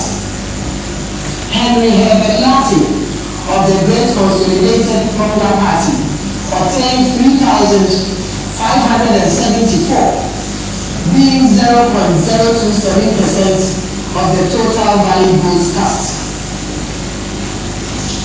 Hassan Ayariga of the All People's Party obtained 7,140, being 0.054% of the total valid votes cast.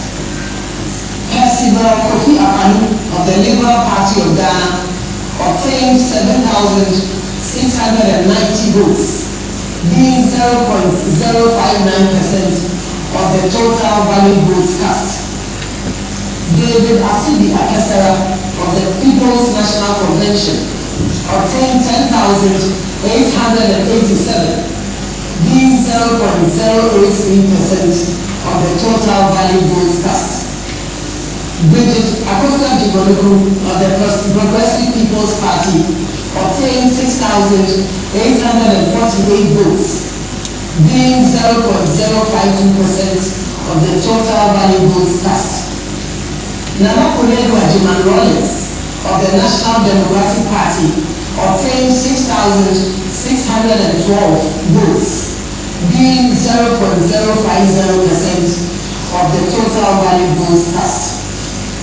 Alfred Kwame Aisiebu Walker, independent candidate, obtained 9,703 votes, being 0.074% of the total valid votes cast.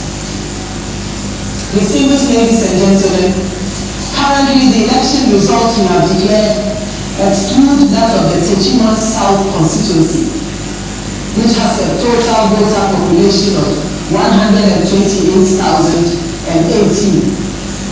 128,018. The said election results are not ready because they are being contested. As such, collation has not been completed. It is important to note, however, that the difference between the total number of votes between the first and second candidates is 515,524 votes. As a result, if we were to add the 128,018 full results to the results of the second candidate, it will not change the outcome of the election. Hence, our declaration of the 2020 presidential results without that of Techiman South. Indeed, if you were to add the entire results or collate all the results from the Techiman South constituency and add that to the percentage and the votes of the second candidate, Mr. John Dramani Mahama, he would obtain 47.873% of the total votes cast. And Nana Addo Akufo-Addo would obtain 50.8% of the total votes cast. It is on that basis that we say that the outcome of the election will not change. Hence our declaration of the 2020 presidential results without that of Techiman South. Distinguished ladies and gentlemen, on the basis of the foregoing election results, and by the power vested in me as the chairperson of the Electoral Commission of Ghana and the returning officer of the presidential election, it is my duty and honor to declare Nana Addo Akufo-Addo as president-elect of the Republic of Ghana. And the election for giving us a working majority in Parliament. One.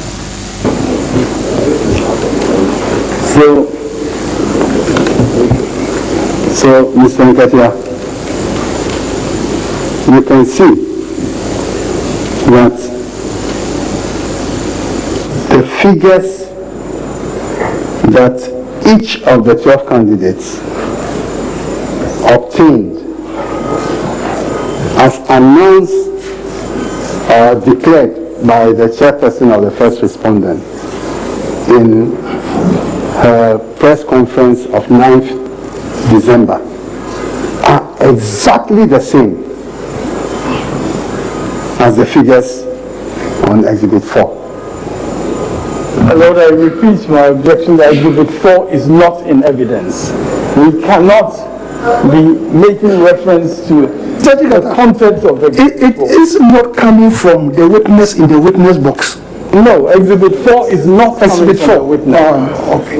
Exhibit 4 is not coming from. Oh, okay, I see you. It's not in evidence, and we cannot have its content just being smuggled in when it is not in evidence. Yeah. But my Lord, No, I see your point. I thought it was the exhibit which I thought he identified it earlier on. but he said he was seeing it for the first time when it was put in the answer of the respondent. He said so. He didn't identify it. Put up, then lay the proper foundation. Very well. My lords,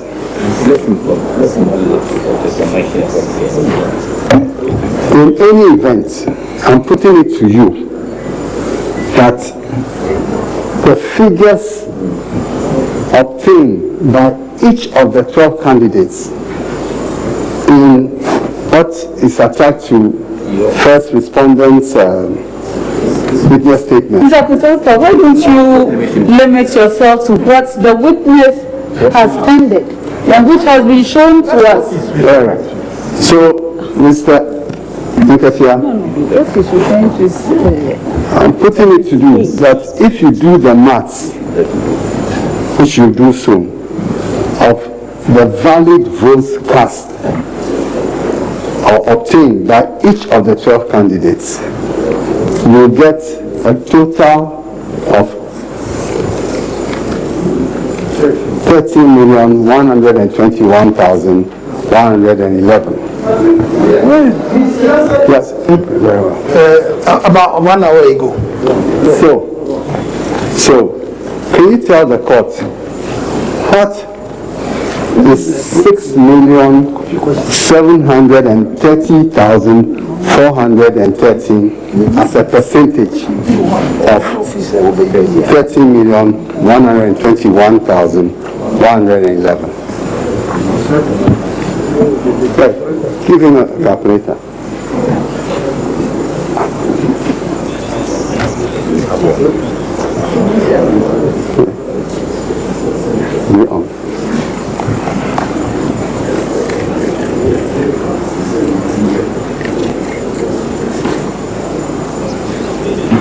He said, Angel 102.9. 102.9.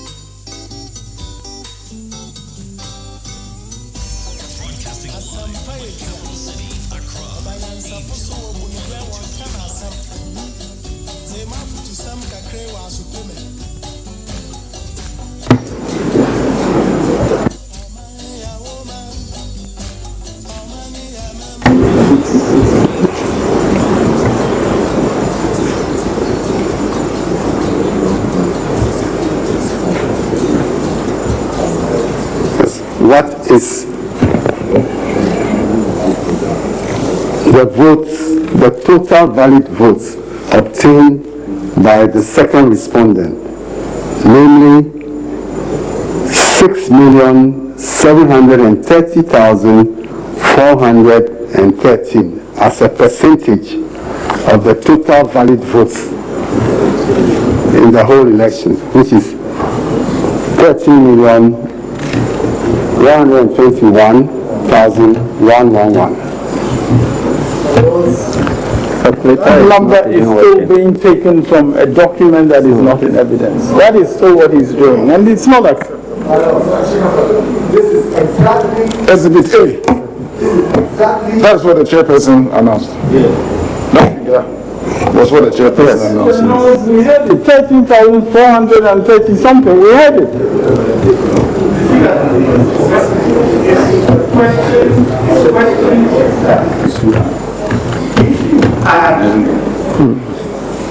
All the numbers of valid votes obtained by the 12 candidates adds up to something.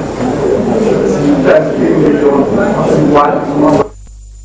This is Angel 102.9. This is God. Angel 102.9. 102.9. Broadcasting live from the capital city, Accra. Angel 102.9. What she stated was that the total number of valid votes cast is 14,434. That's what she stated. We all heard it. She stated more than that. She also stated figures for each of the countries. And this question is that if you add that one up, you come to a certain figure.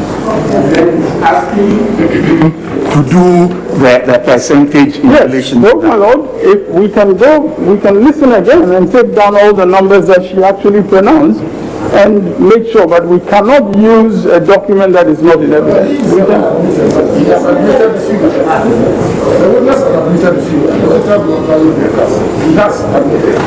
The 13. my Lord, that number is coming from our witness statements. Our witness statement indicates, our witness statement is actually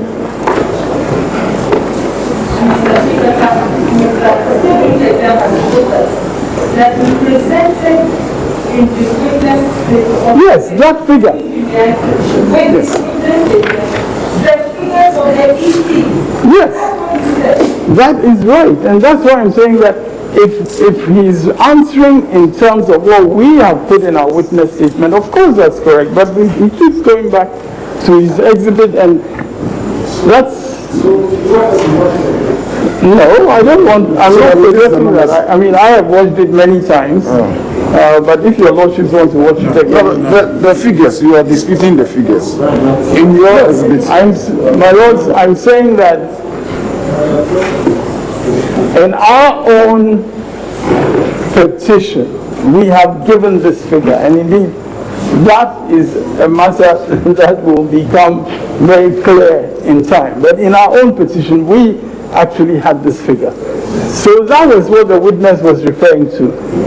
That's what the witness was referring to. And that he can be cross-examined in relation to it. It's just that we are not talking about an exhibit, something that is not in evidence. My lords, with all due respect, I'm hearing some very strange submissions this morning. My lords, if I may be heard.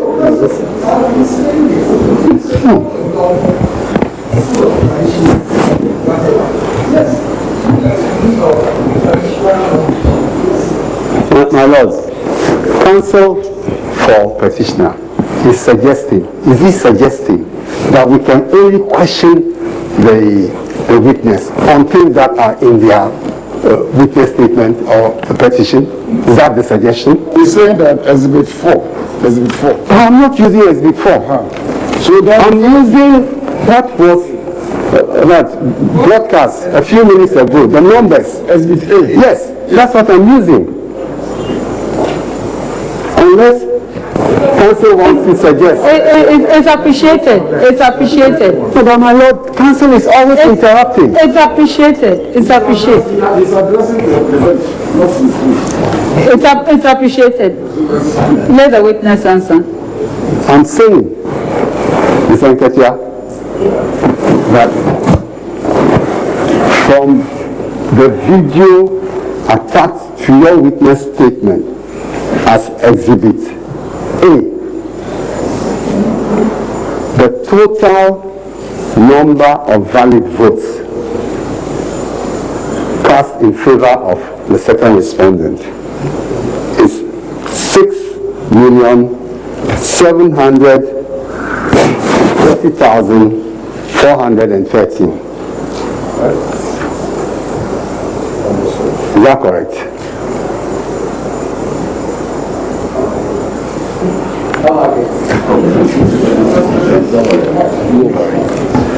Yeah, I would like to take the question again. Yeah. I'm saying that from the declaration in the video clip that we just saw,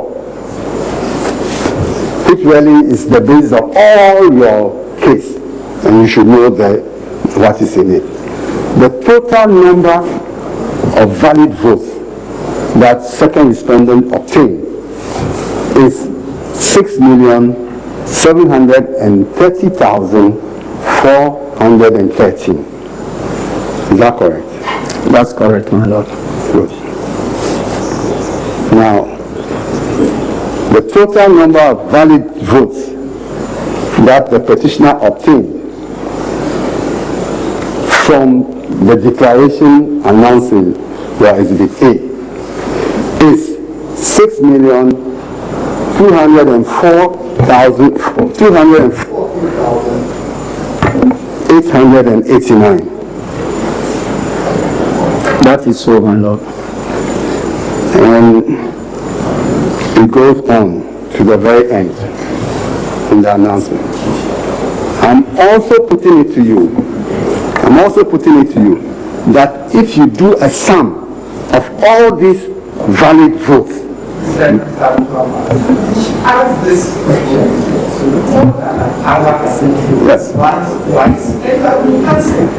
So can you tell the court what is 6,730,413 as a percentage of 30,121,111?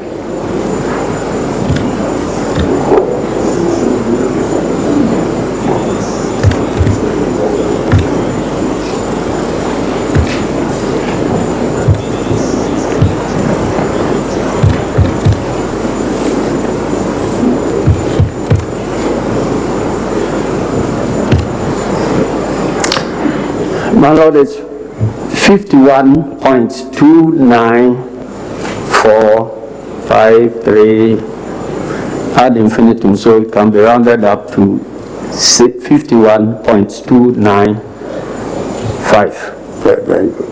So 51.295%. Not so? Yeah. Now, what about the petitioner. His total valid votes are 6,214,889. 6,214,889. What is this sum as a percentage of 30,121,111?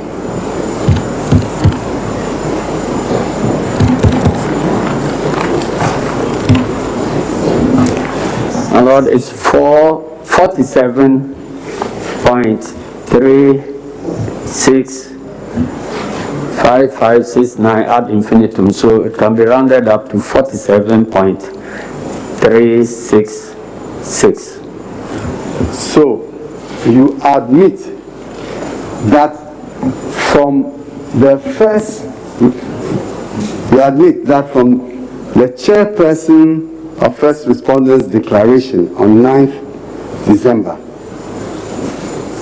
second respondent crossed the more than 50% threshold.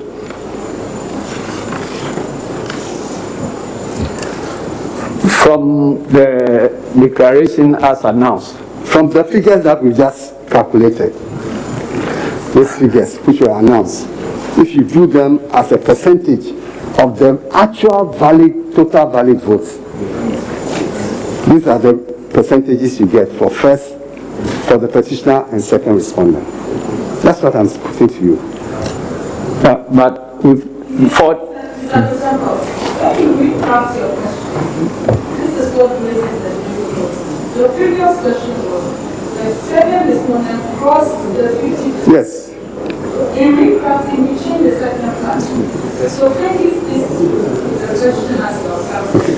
So I'm saying that from the calculation of the percentages of first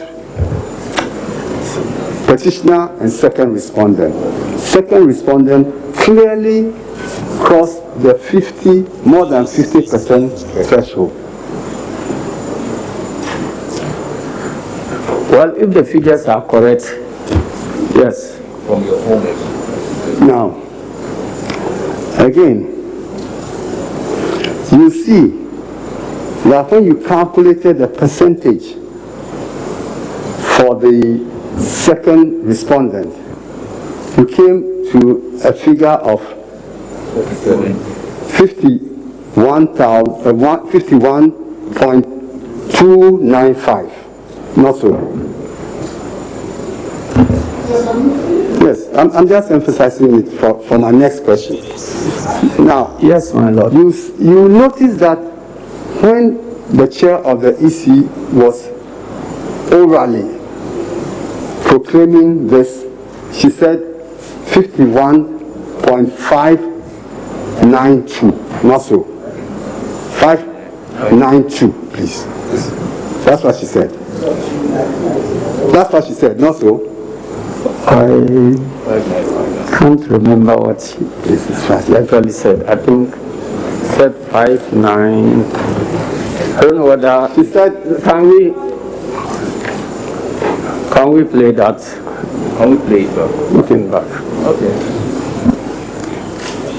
But you use that argument to arrive at your more than 100%. So you know it. Yes, I wanted to be played back. This is Angel 102.9.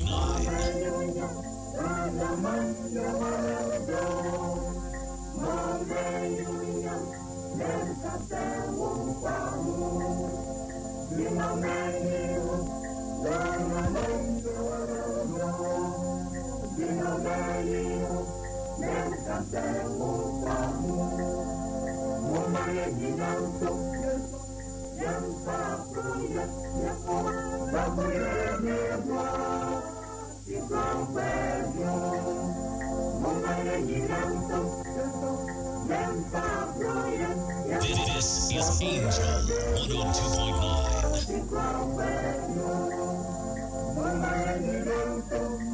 This is Angel 102.9. This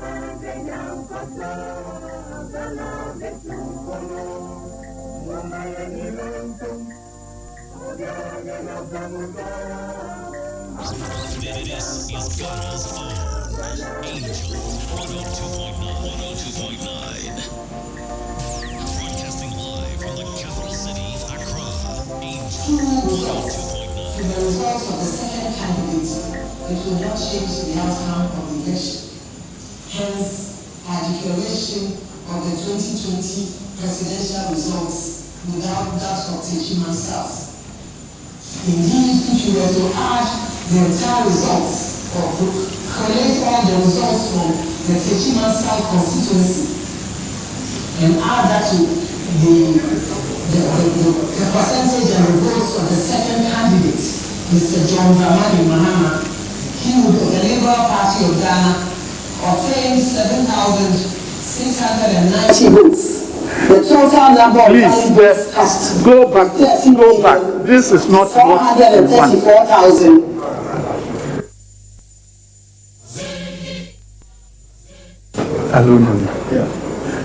Okay, please. Distinguished ladies and gentlemen, the election was conducted in 38,622 polling stations across the country and in 275 constituencies.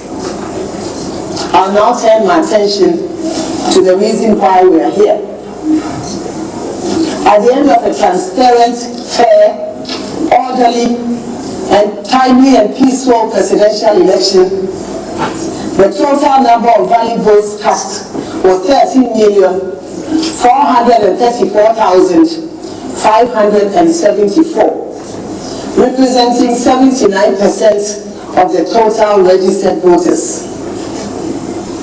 Permit me to present the results in the order of appearance on the 2020 presidential ballot.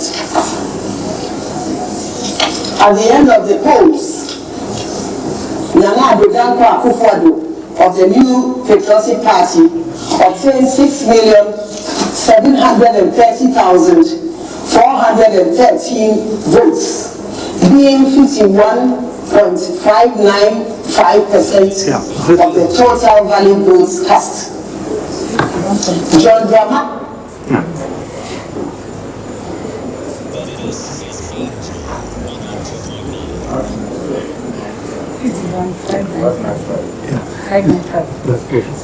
So you can see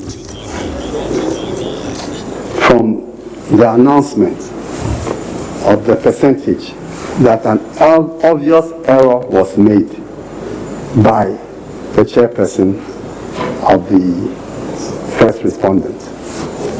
Is that not so? My Lord, your question was for me to admit that the first respondent announced 51%,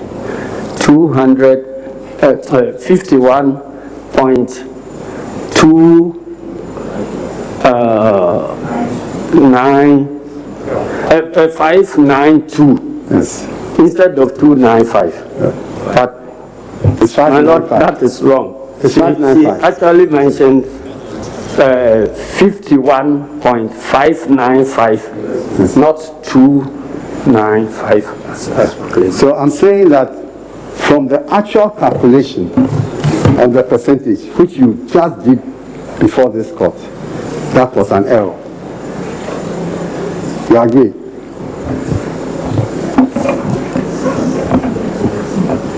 Yes, the percentage announced was an error. Yes.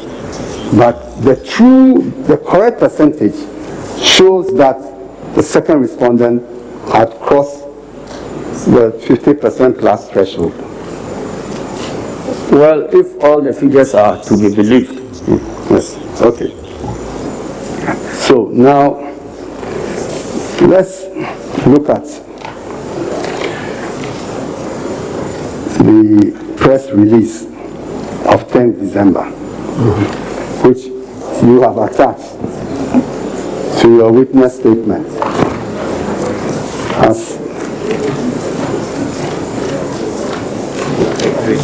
as your Exhibit B.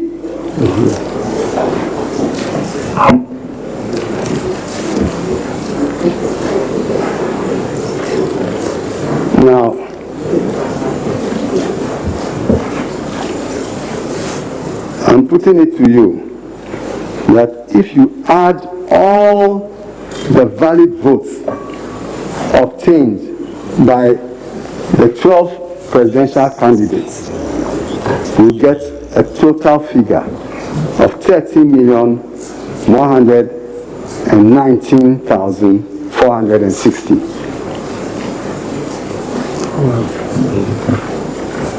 But that excludes Techiman South, of course. My Lord, I want to redo the... You do the addition.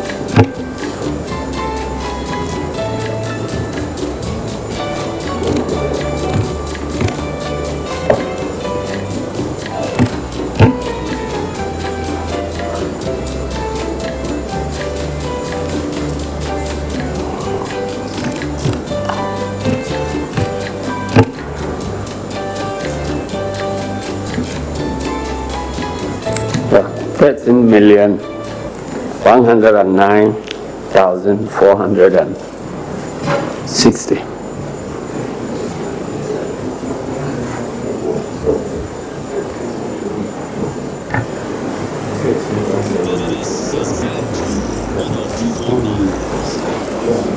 $13,119,460. So, adjourn for about 20 minutes and come back. Very well, Your Lordship. Yeah. Okay. All rise.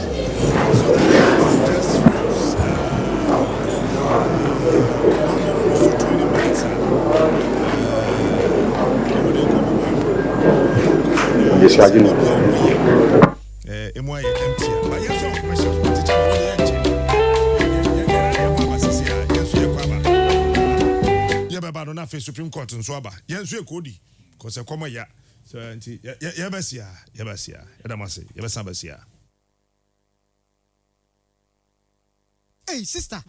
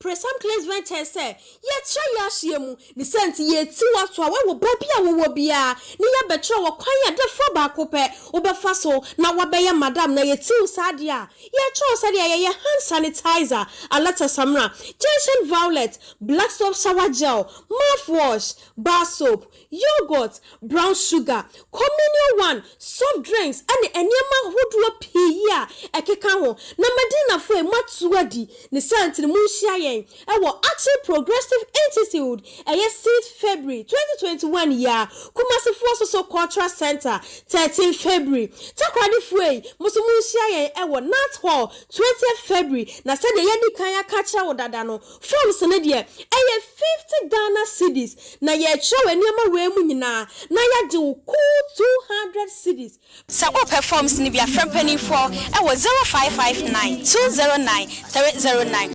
This advertisement has been vetted and approved by FDA. Hello, baby. It's me, Boga What feel you now? Hey, what funny? Oh, what about that? Oh my God, what's wrong with me? I'm we are fearful for Gecko. Brother, we are funny. Here, Ruta Life. Okay, Ruta Life. Ruta natural product here. I am tropical herbs here. And now what's here? Ruta Life. But what you fatty if you know we cleanse the system no. My come romantic. Kaide, Ruta mixture, autumn some malaria, and a Ruta Titanic or Ruta natural. In Papa no. In Ria. Onye manimpa ontin figure watching. About an hour one benufu. Anya painful. Now I hear that. Me badan and in Kwan Bosun. And Emily, what's a tie? Leba Prapanch no ho. Twan Mama Fra Jafamko. Hello, Jafamko ni. Bacho yo ye basisia. Yes, I am Jafamko, your #1 avatar and co-star in town. Nampapa si. Jafamko will produce Nampapa public on the very hygienic conditioning tea. Aha no biala tonenam. Epe me, an official who on the hygienic conditioner. Jafamko. Abanam nerisheshe. Nemchi, akoko, guinea fowl. And I'm waiting since I should free me today. Chicken thighs and wing, beef, sausage, turkey, and an animal sort. Fish and ruby today. Rodfish, salmon, tilapia. And a bush meat, a pese, rabbit, snail, a crantier, or tree ana adoa, nina biwa. Why you delivering so? Noble suit the foam. Until that neat, hygienic. You are what you eat. Jafamko, Nampapasi. This advertisement has been vetted and approved by the FDA. A good papa. Ganabam, if your what apostle, your waist, all your body, you make basa. Thank you so much. Me ba cho ma me Ganabam on me. Kese ni mi no ketu ana mi ensa. Se me wona manyina tutume me waist me chi me baby me ko so dwani na me yasa. I feel good. Wa osa. Abege. What are you? No me I'm about hospital. Ganabam. To wait here for doctor no. Where you there? Ebia o. What must I do? 20 cedis. This is Tiabako. Ganabam. Yento emetoha. Efesa Tiabako nti. Efentu obi 20 cedis. Hey. Me doctor. Nemo se we Ganabam come. Sa tuo. So afoso. It me tafu Ganabam. Ganabam. You can resist.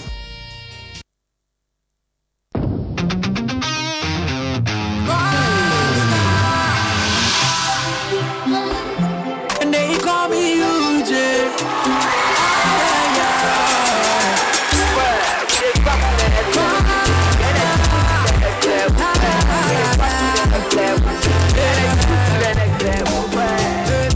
When you need a shoulder to cry, run man, I'm a pampe, so we try our suicide. Hey, let bygone be bygone. I didn't see what I'm gonna do, we go straight to stardom. I'm gonna take you to the next level. Baby, oh yeah, yeah, yeah. The energy next level. Baby, oh yeah, yeah, yeah. Take you to the next level. Baby, oh yeah, yeah, yeah. I don't code next level. Excessive drinking can be detrimental to health. Not recommended for persons under 18 years, lactating mothers, pregnant women, and people sensitive to caffeine. This advertisement has been vetted and approved by the FDA.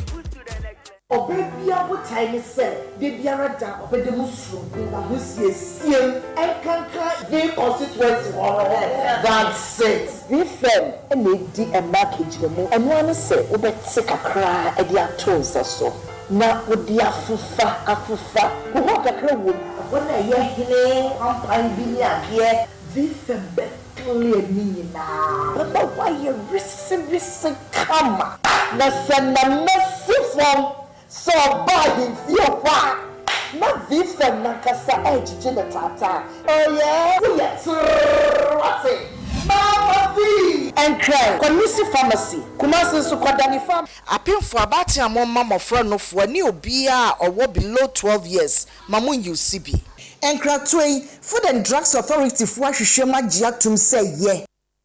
Wadwene wenhu se enipa bɔne wɔ wiase mu de hwɛ ɛdeɛ na ɛbɛyɛ ya se saa nipa bɔne foi ebetimi ayɛ wo ma anaasɛ wabusuafo bibi ɛno nti na ɛho hia sɛ wode Trelidol burglar proof for doors and windows ɛbɛbɔ wo ne wabusua ho ban ɛyɛ Trelidol burglar proofing ɛna ɛbɔ me ne mabusua ho ban efiri akrɔmfo nsɛm frɛ Trelidol sesei a ɛwɔ 0561 24 24 24 anaasɛ wopɛ payment planner frɛ 030 281 7642 Trelidol, Africa's strongest burglar proofing.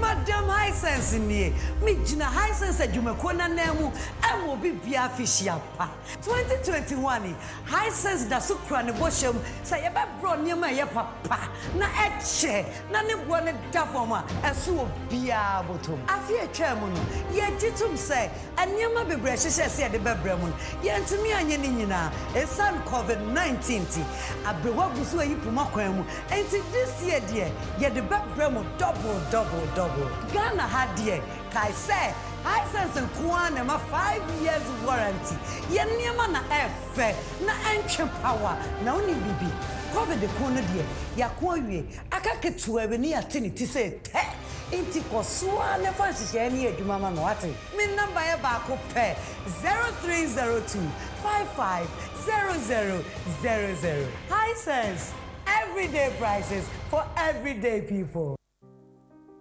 Our world today is facing an immense challenge with the global COVID-19 pandemic. Many families and even communities have been gravely affected, but it is preventable. Here are 5 hygiene behaviors that are sure to protect you and your family from COVID-19. 1. Wash your hands frequently with soap under running water for at least 20 seconds, especially after exposure